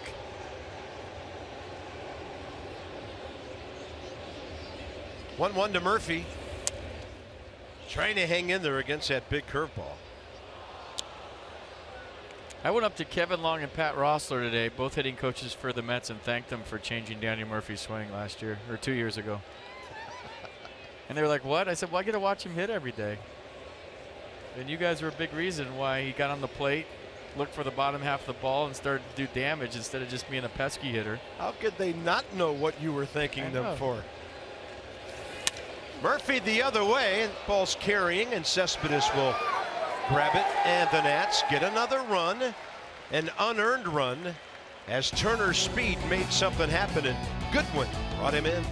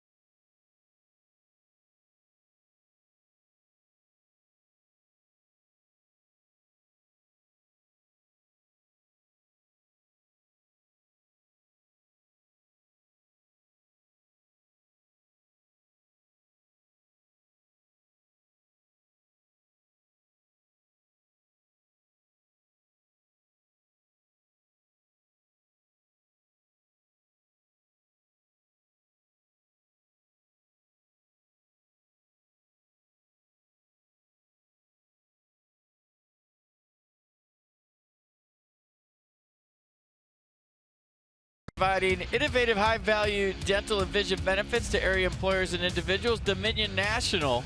Smile. It's almost Friday. And your ball club is up, and it's a gorgeous night for baseball. Oh, it was a gorgeous night for baseball. There he is, Mr. Met. He's been paroled.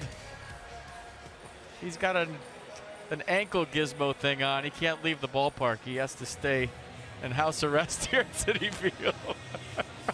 I heard he got time off for good behavior, though. Mrs. Met doesn't miss him a bit.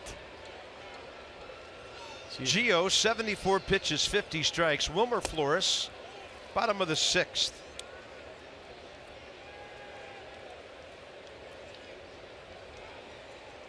An absolutely perfect night would be a Nats win. And Gio Gonzalez racking up some innings and making the bullpen not work 3 or 4 tonight. He's left 4 times this year with the lead. And if I'm Gio Gonzalez, I am saying I got this. This is all mine tonight.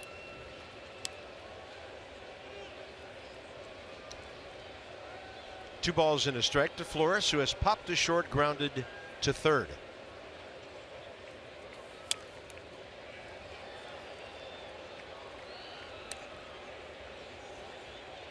His last start, he left with the lead.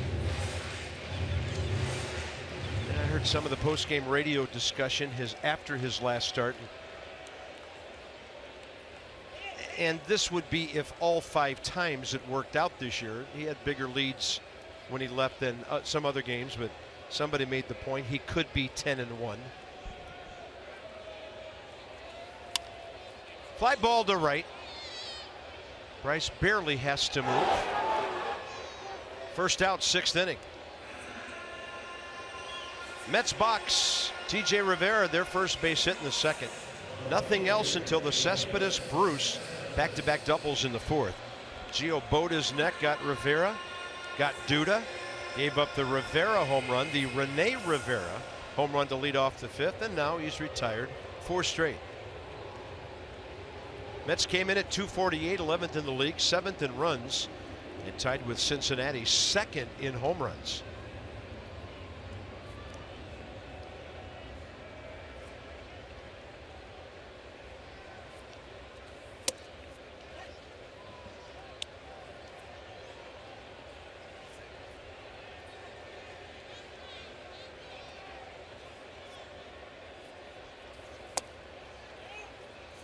One.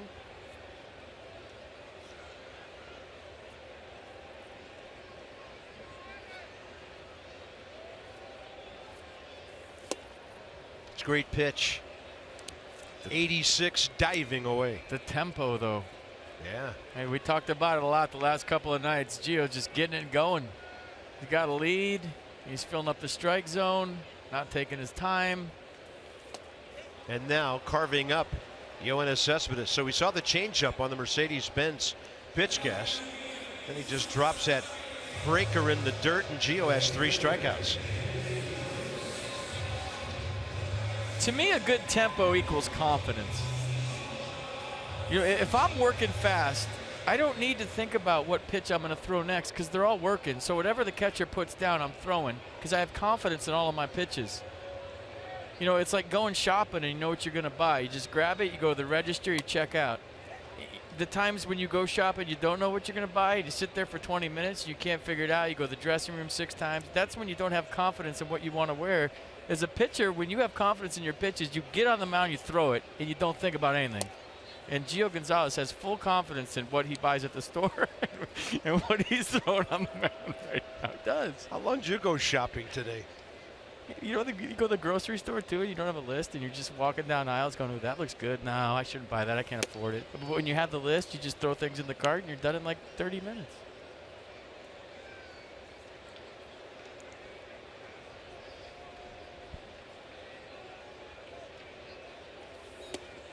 Well, Gio keeps this up. He can self-check out of this game. So he has struck out 4 of the last 6 batters.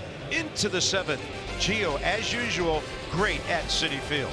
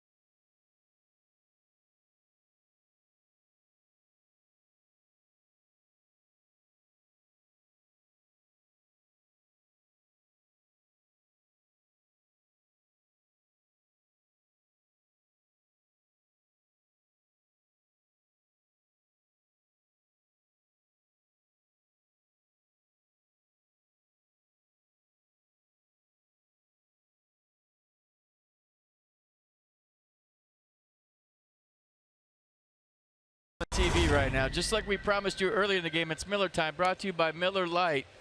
Here's the congressional baseball game and highlights from it from Nats Park tonight. Look at the crowd. And they all got together before the game, kneeled down, said a prayer,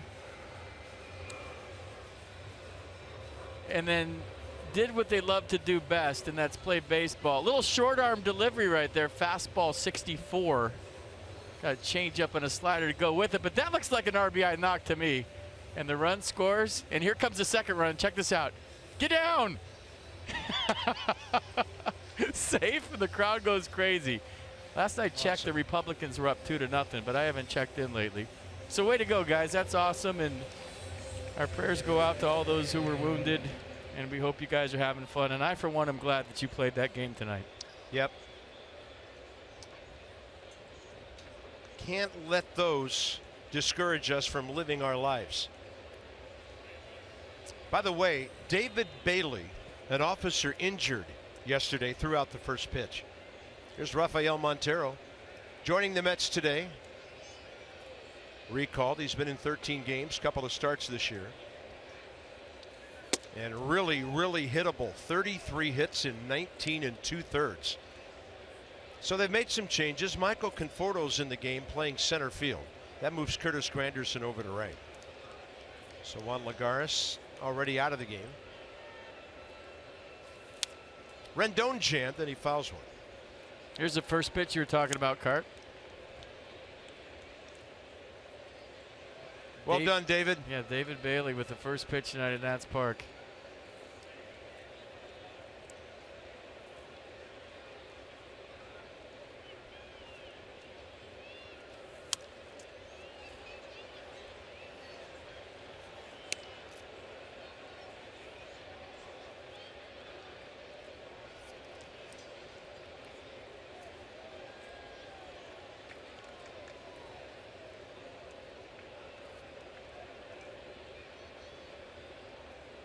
Rendon against Montero. Takes it outside. Anthony, 2 for 5 career against him. Couple of home runs and 4 batted in. Mets shuffling their bullpen a little bit, dropping left-hander Josh Smoker, former Nats draft pick. 2-2 to Rendon, 7th inning underway. Out of play, right side. You know, I just think of this lineup, all the good hitters. But when I think of Anthony Rendon, I think of there's 2 words that come together: tough out. And I think that's one of the biggest compliments you can give a major league hitter, is just say they're a tough out. Like, where do you pitch him? I don't know. He's just going to spoil your nastiest pitch with 2 strikes until you get frustrated and hang something. Then you're going to hit it hard somewhere. Whether it's a hit or not, you can't control. But Rick Schu's got to be proud of his lineup and all of his hitters. They all work their tail off. But I think, as far as tough out goes, Anthony Rendon is at the top of the list. Yeah.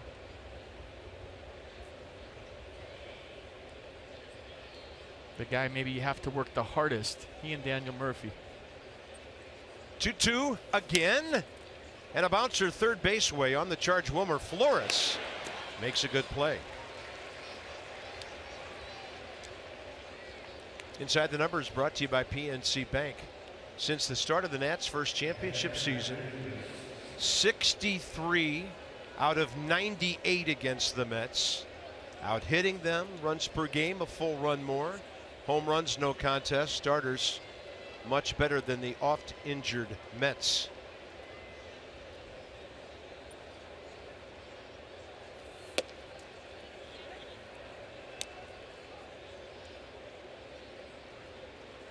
Matt Wieters first at bat against Montero. Stephen Drew, Daniel Murphy. He's talking about his load, getting ready to hit, and how his hands are going away from his body.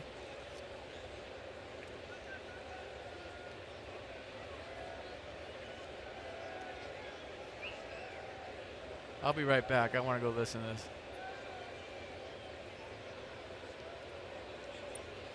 Oh, 2.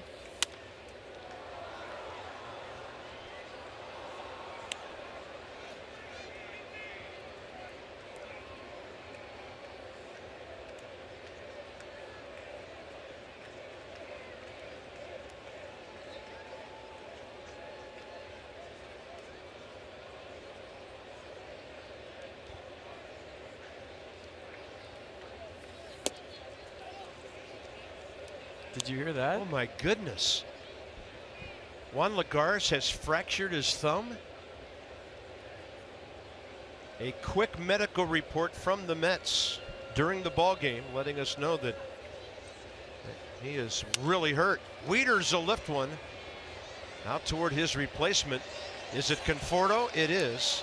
Michael will take it for the second out. Unbelievable what the Mets are dealing with. Wait, is this right? The Nats are celebrating Father's Day weekend by slashing ticket fees down to 0 for all remaining games in the 2017 regular season. The limited time offer ends June 18th, so visit nationals.com/tickets and enter code DAD. That's capital DAD to pay no fees on Nats tickets through June 18th. My kids spelled Dad ADD. Mine spell it ATM.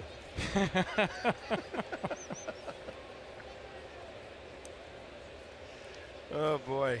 Father's Day coming up. What will the weekend in New York be like between now and then? It's off to a great start. They really don't. They're great kids. Oh, mine really do. I forget their names. FP Jr. and Summer. All right. One's got your name, the other's the time of the year. That's why they spell it how they spell it. Come on.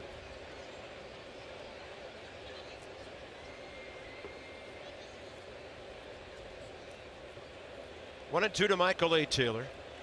Huge home run last time up for him, capping off that 5-run fifth inning. And lays off the pitch under his hands. I just get so jacked every time I see Michael A. hit the ball to center or something the other way. Just lets us get a glimpse that he can really develop as a big league hitter and use that power around the whole ballpark. That's a big time bomb he hit last time up. 418 feet or so. Straightaway center, a little bit right of center. Full extension, knee to the ground.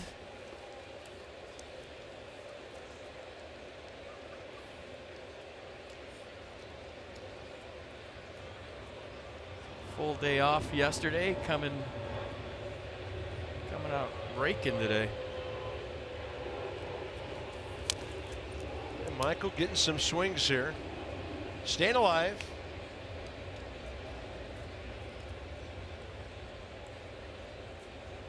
Got a lot to like about this swing. Here's the home run I'm talking about.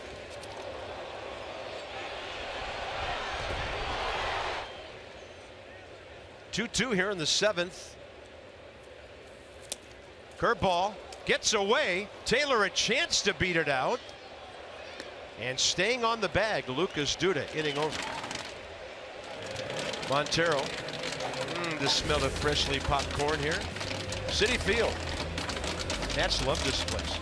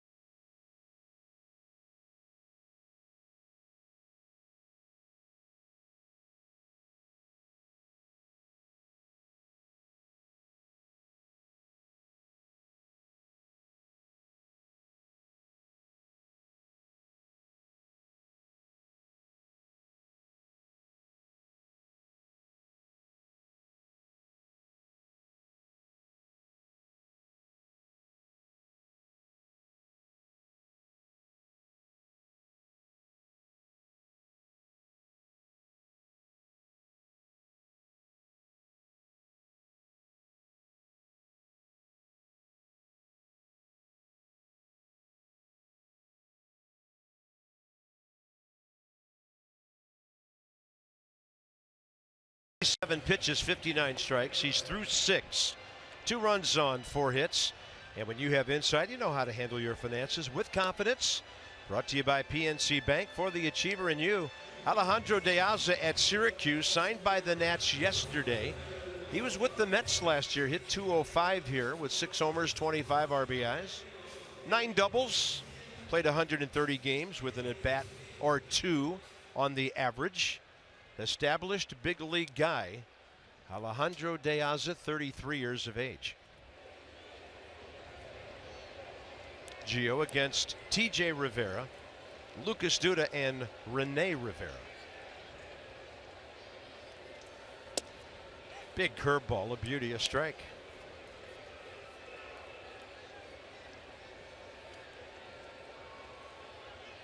Great pitch count throughout the evening.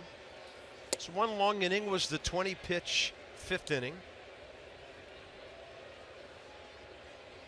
19 the inning before that when he gave up the Cespedes and Bruce back-to-back doubles. Jay Bruce, by the way, has been double switched out of the game. Turner was playing way to pull, somehow gets there, but no chance to make a play. His range is amazing.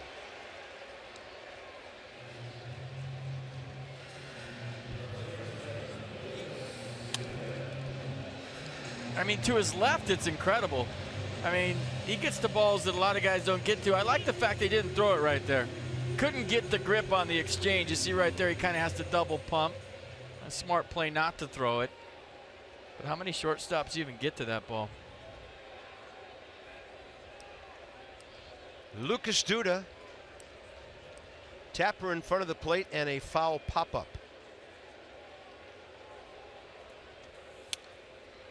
So he's up there ripping at the first workable pitch he sees. Gio, not a great matchup for him. Career 3 for 21.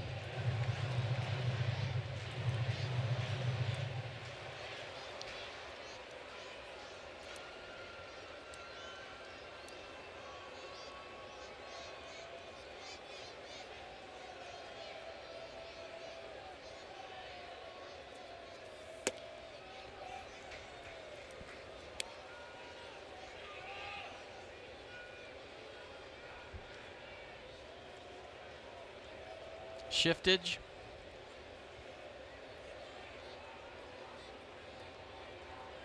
Pitch number 93 coming, 63 strikes. 64 strikes.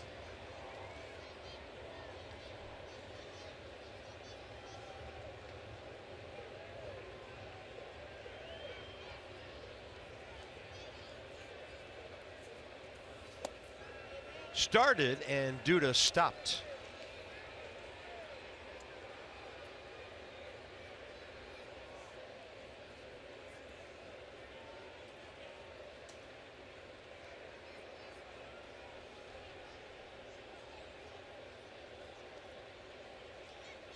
Two-two pitch. He went. Brian Gorman punches out the hitter without an appeal. First out, 7th inning. Did he give the foul tip sign and it was caught? Let me see one more time. I thought he went, first of all. No, the ball wasn't tipped. He just pointed at him, said he went right there. Brian Gorman on it. Ooh, and Lucas Duda had a beef. See, that's the one where, I mean, just ask the third base umpire, Ron Culpa. I mean, he's got nothing to do down there. He's got his hands in his pocket. Why can't you just ask? That frustrates me every time I see it.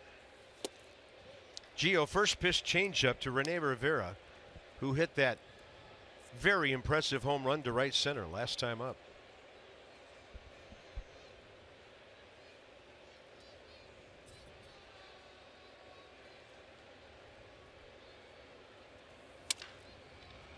Foul ball.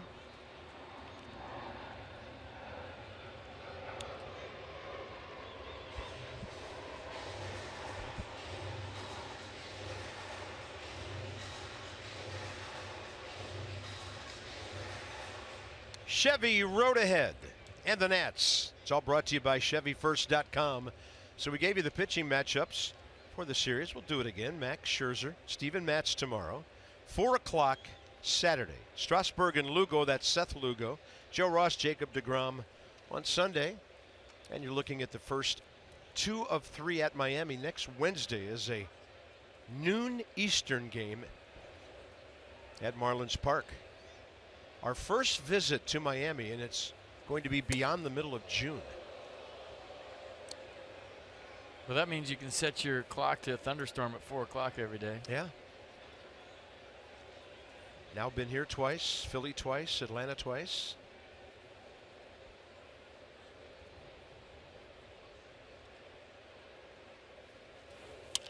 Gio gets a ground ball again, but it's foul.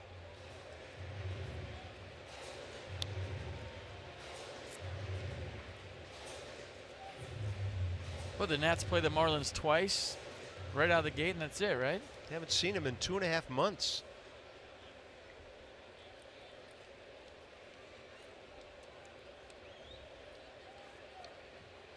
I can think of some people that would be a good thing for. Big curveball and out of play. The Nats will go back to Miami at the end of July and then back there again for Labor Day and 3 games early September.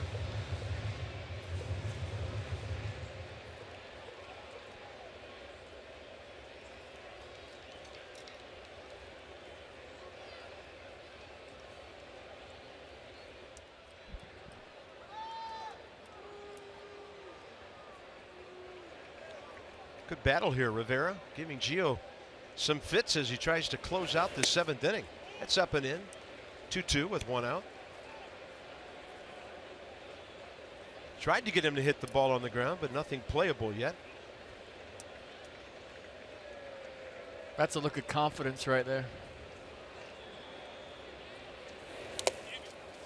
Good stop. Keep the double play in order. You won't start the runner here down by 6. Not that the Mets really ever start the runner. They're more of a station to station, get the pitch count up, hit home runs ball club. But if Gio wants the 8th, I think he needs a ground ball right here. He had Rivera way out ahead. Anthony Rendon, 2nd out. Next up is Jose Reyes, 0 for 2.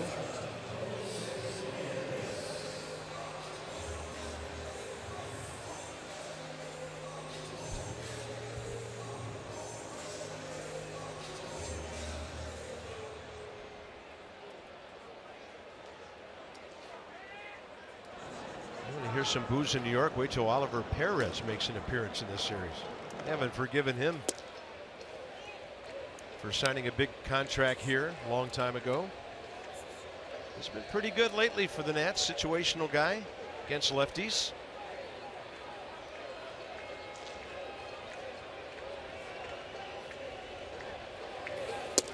And Gio fires ball 2. You start to get a little fatigued, the legs go, you start missing up.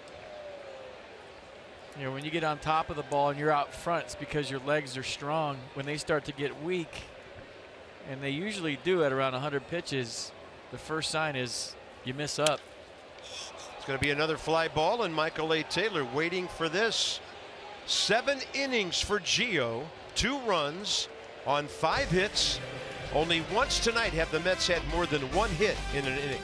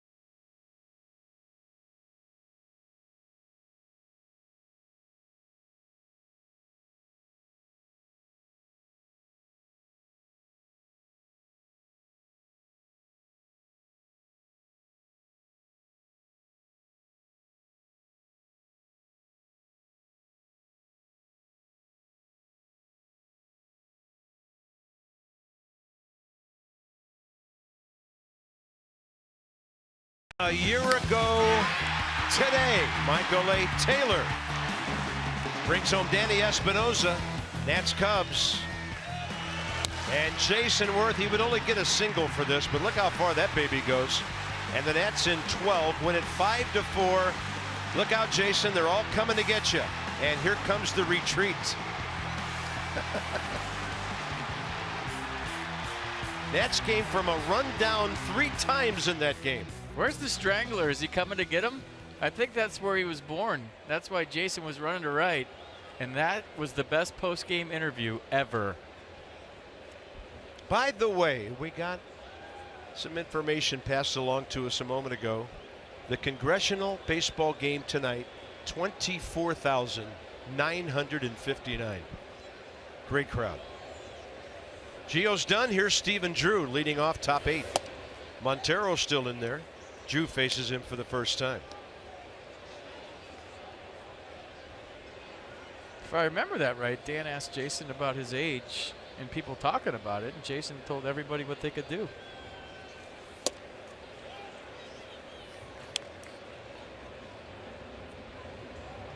And by his play this year, he's still telling people what they can do.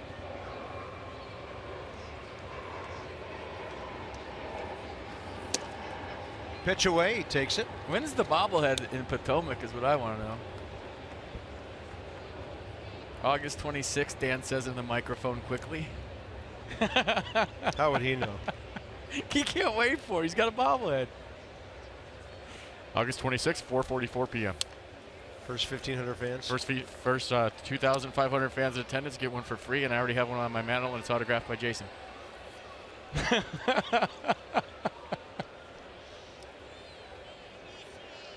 That's the smile of a very proud yet humble man. Be humble, Dan. Sit down. But Tom Verducci doesn't have a bobblehead. 2-2. He should have one for his hair. Just his hair on a bobblehead. Get a bat by Stephen Drew here as a pinch hitter, 3 for 8 with an RBI. Stephen is 10 for 36.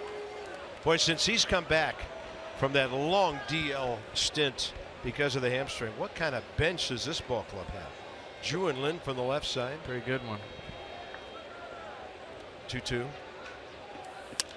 He'll lift one to center. Retreating and now coming in, Michael Conforto. First out, 8th inning. The Peanuts will be back in town on June 22nd for a 4-game homestand against the Carolina Mudcats. Check out College Night on Thursday, a League of Their Own night on Friday. Then on Saturday, the first 1,000 fans get a 40th anniversary team card set. Go to the website, call the number on your screen. We already told you about the Mass and Dan bobblehead night. It's enough out of you, Peanuts. Way too much airtime. Best advertised minor league team in baseball. No kidding. 0-1, slider away, 1 ball, 1 strike. Trey Turner 0 for 4 tonight, but his speed helped the Nats get a run 2 innings ago. Inside. 2-1. Nats have out hit the Mets 12-5, ahead 8-2 here. Game 1 of a 4-game series.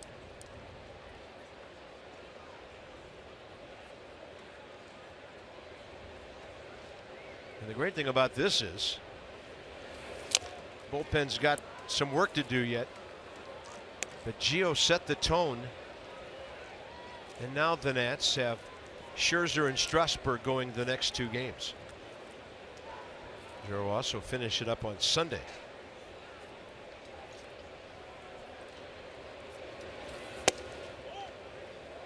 .94 cutting away for the right-handed batter.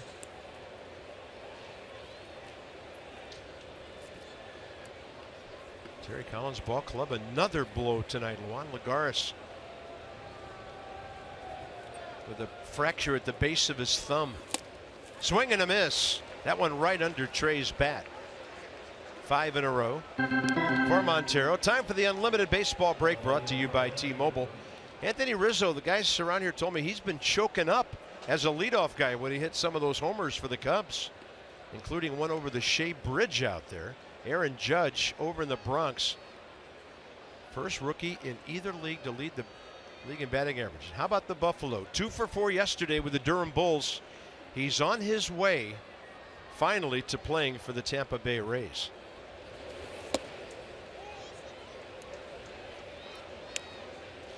Crash Ramos. That all works out. We'll see him next year in interleague play.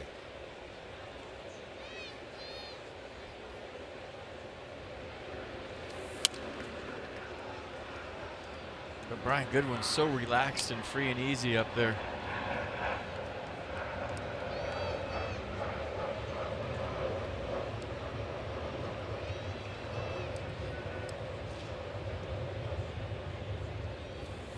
Just a tension-free swing, just the way he starts his bat, all nice and relaxed, gets his foot down early. And what's a tension-free swing mean for you? Those of you that don't know, you get better bat speed when you're relaxed. Get more buggy whip through the zone.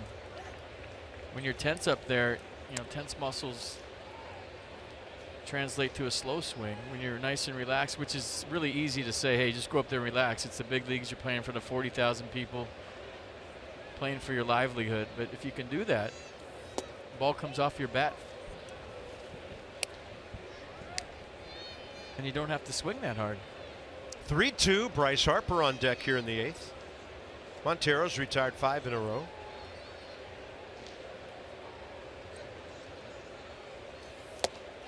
Struck him out. Pretty impressive 2 innings by the right-hander, who came in with some bad numbers, but those were 2 good frames with 3 Ks.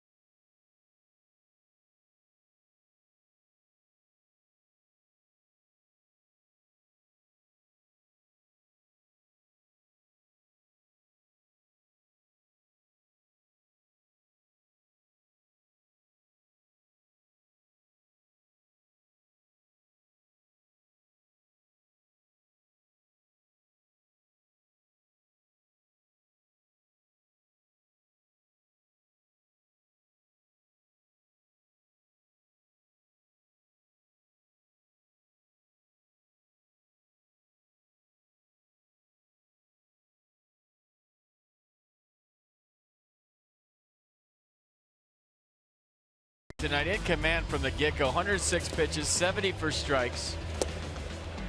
He gave up a couple of runs on 5 hits. He struck out 5. That's what you're looking at right now. The curveball for me tonight was the pitch. A lot of times it's the fastball in, but his curveball tonight was bueno. Time for Toyota K's for Kids. Washington area Toyota dealers help children and their families by making a $37 donation to the Children's Inn at NIH for every strikeout by a Nats pitcher this season. Gio had 5 tonight, didn't walk anybody. 5 hits, 2 runs. And Oliver Perez, our UPS store, called to the bullpen. If you need expert printing, the UPS store has you covered. Together, there's nothing we can't solve. 35-year-old lefty. He was with the Mets for part of the 06 season, then was here through 2010. A couple of double-digit seasons, 15-10, 10-7. 22nd appearance. Lefty's hitting just 172 against Oli Perez. Fastball slider combination. First batter, 250 average against. Michael Conforto, 0 for 3 career against him. This guy was off to a great start with the season. First time the Nats were Here still hitting .292. A lot of pop, 14, 36 RBIs with those home runs.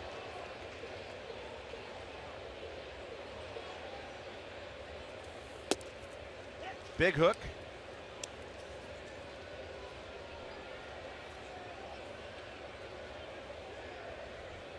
Here's the robot.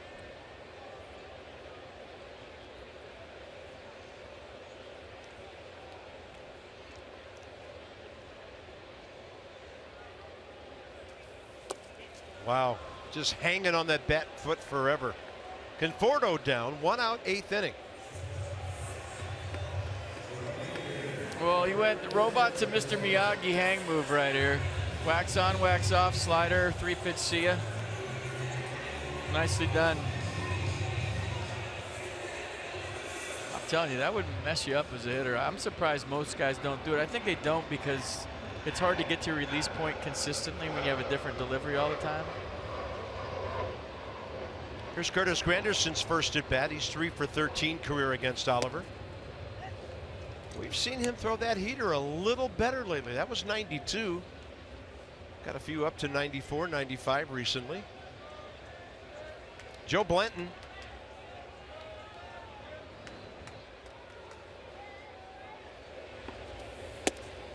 Front door, a beauty, 0-2.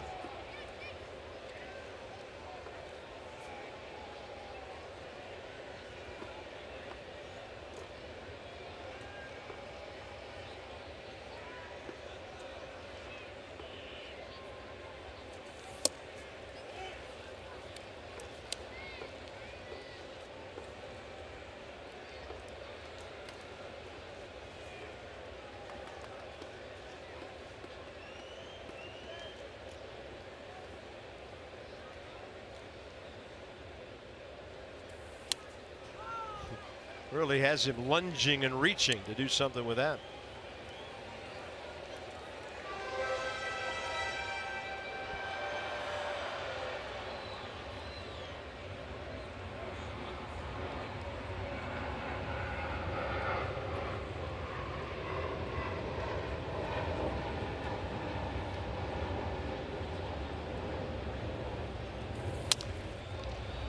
Anthony Rendon on the shift out there playing a position he's familiar with. 2 outs from the shortstop area.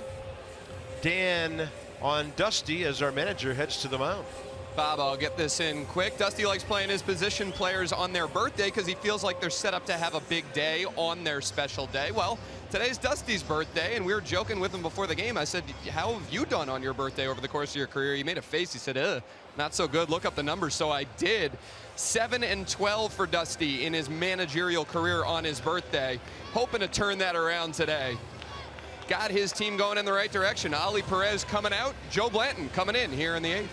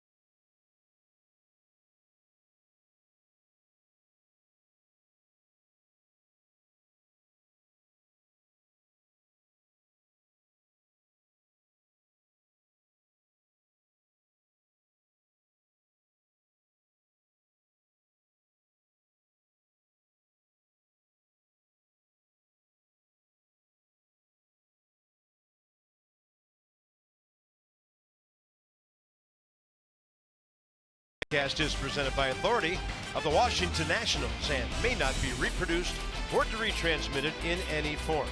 And the accounts and descriptions of this game may not be disseminated without the expressed written consent of the Washington Nationals. Chrysler Building in the distance there. Midtown Manhattan, beautiful on a Thursday evening. Keep going, the Empire State Building will appear at some point, but we've got business to take care of. It's Joe Blanton. Dusty Baker says he's starting to like more the slider of Blanton as he gets more work. Well, that's his pitch, and it's been down lately like that, and that's a good place to miss with it because when it's not down, it goes far, and that's the case for any pitcher, not just Joe Blanton. Wilmer Flores 0 for 3 tonight. 0 for 1 career against Joe with a strikeout.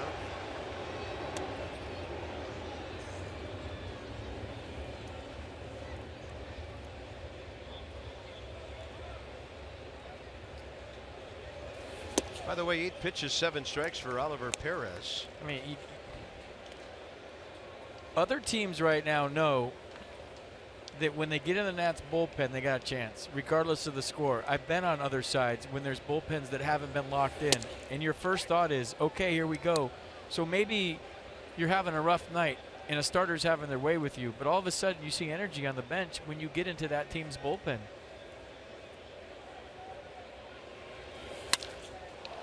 This one to left.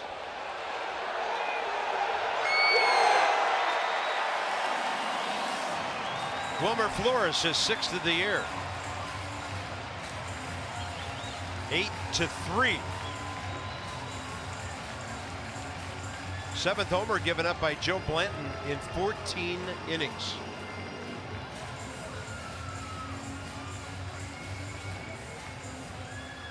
Fell behind 3-0. Well, a 3-1 pitch. And so any major league hitter's looking fastball, and any major league hitter's teeing off 3-1. And then when you throw something middle in the turbo zone, this can happen. And it's happened way too many times to Joe Blanton this year, I have to be honest. Yoenis Cespedes now. He goes up pumping and pops it up right side. Ryan Zimmerman there. And that'll do it for the Mets in the 8th. 5-run lead, top of the 9th coming up. Good scenario for game 1.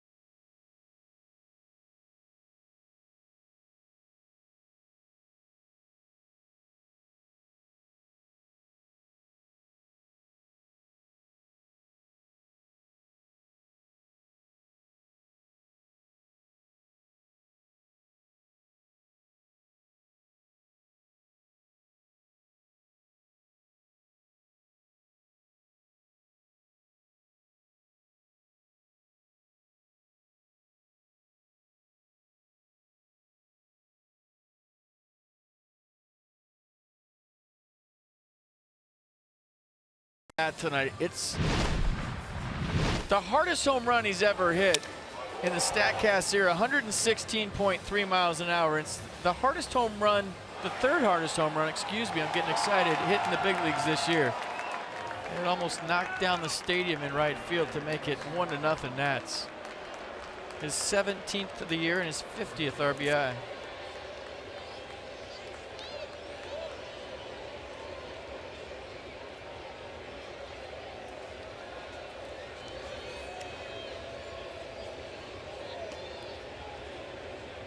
Rafael Montero, 2 solid innings for him.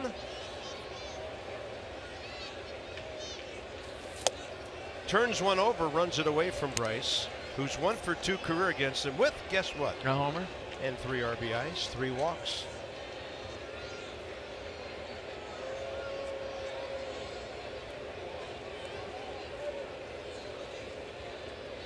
He's trying to be the savior of the Mets bullpen tonight on an evening when their starter went just 5 innings. They got an inning out of Josh Edgin. Montero trying to go 3 to close out the night.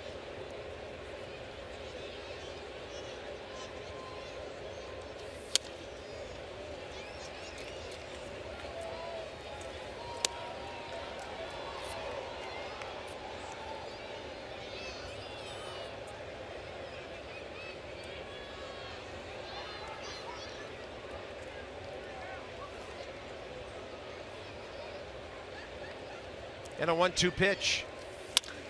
He bangs it fair. Down to Duda. Bryce retired. Top of the 9th. Check out MASN All Access on MASN National social media platforms. The new Daily Show will be broadcast on Facebook Live. Feature a look at that night's game, fan tweets, Q&As with players, and much more.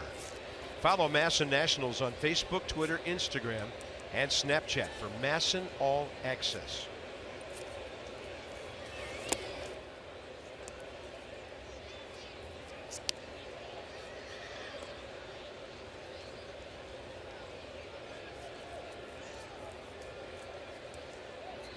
Ryan Zimmerman on base twice tonight, 1 for 3 with a walk.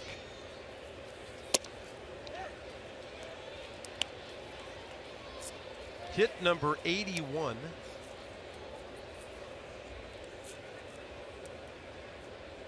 Chased home on the Murphy triple with Brian Goodwin. And a 1-1. Right off the end of the bat.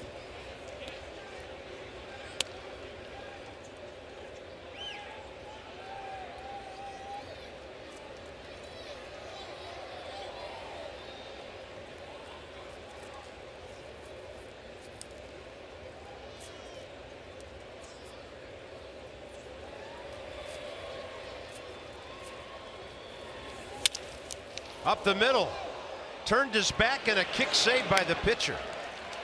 Tough luck for Ryan Zimmerman, 2 outs. It's another good at bat from Ryan Zimmerman, and another trainer on the field for the Mets.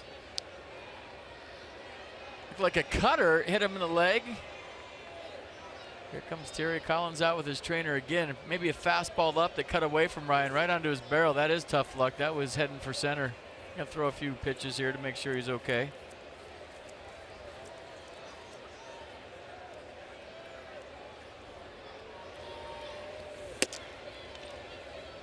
Should be fine right now. It's just in about 20 minutes that thing will tighten up and probably be limping out of here.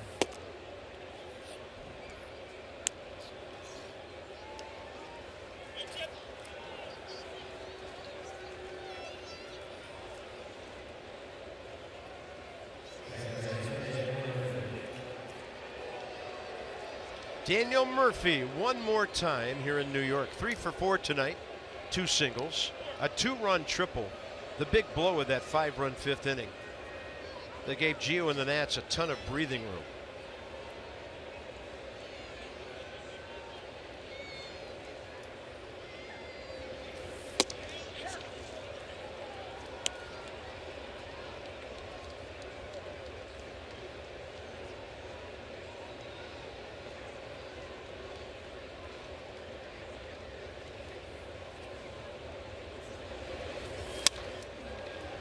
Off-speed pitch, slowed down his bat, and a fly ball to center. Michael Conforto. 3 outs to get for the Nats to get this 4-game series off to a great start. Joe Blanton back to work in a moment.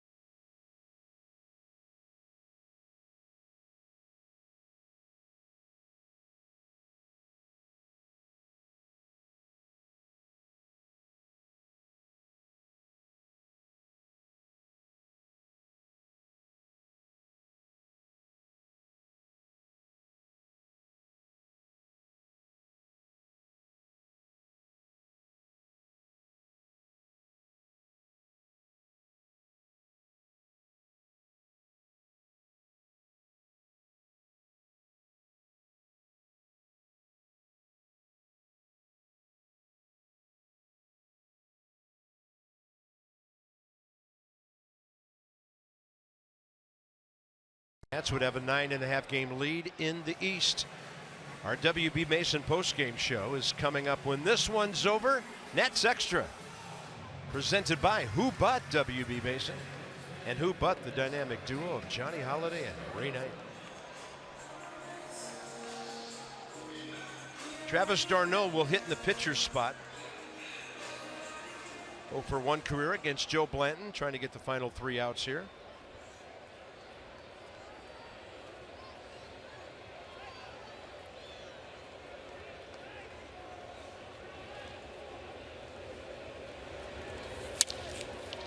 In the air to right, Bryce Harper.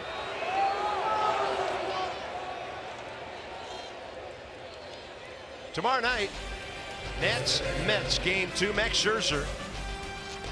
He's 3-1 with a 1.13 ERA his last 4 games. He'll be looking for his 8th win of the year.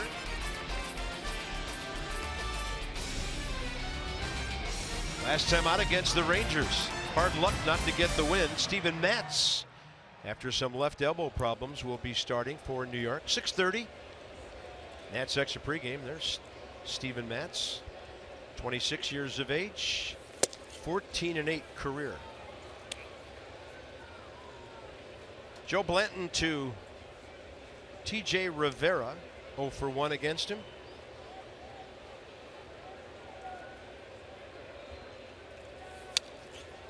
It's a subtle little cut that, when he's going good, is his bread and butter. He stays away from righties. He starts it on the outer third, and when you go to swing, you run out of bat because it just changes lanes late.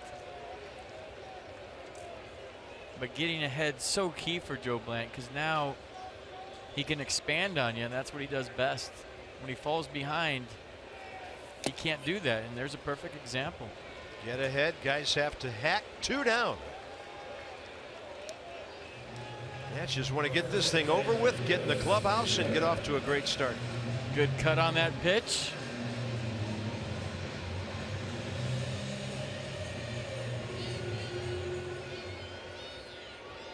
Lucas Duda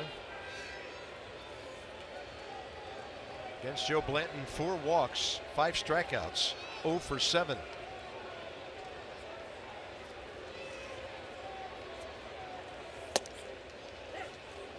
That ball ended up really low. He got the call.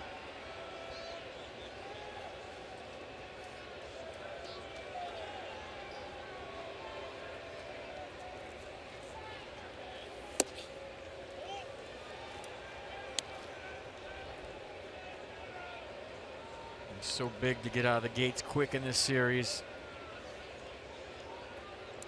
Not to say that the series is over, but statement made tonight by the Nats. They came out swinging. They came out to play. Gio was on point tonight from the get-go. Never really faltered a bit. Good defense behind them. Just all around good game. A strong game. We talked about the Mets. They won 5 out of 6, 7 out of 11, 2 out of 3 against the Cubs. So they're the team closest to you. You come in here and stomp on them the first game. Now you got them thinking a little bit. Regardless of what happens the rest of the series, you got them thinking a little bit. 1-2 pitch and to the backstop.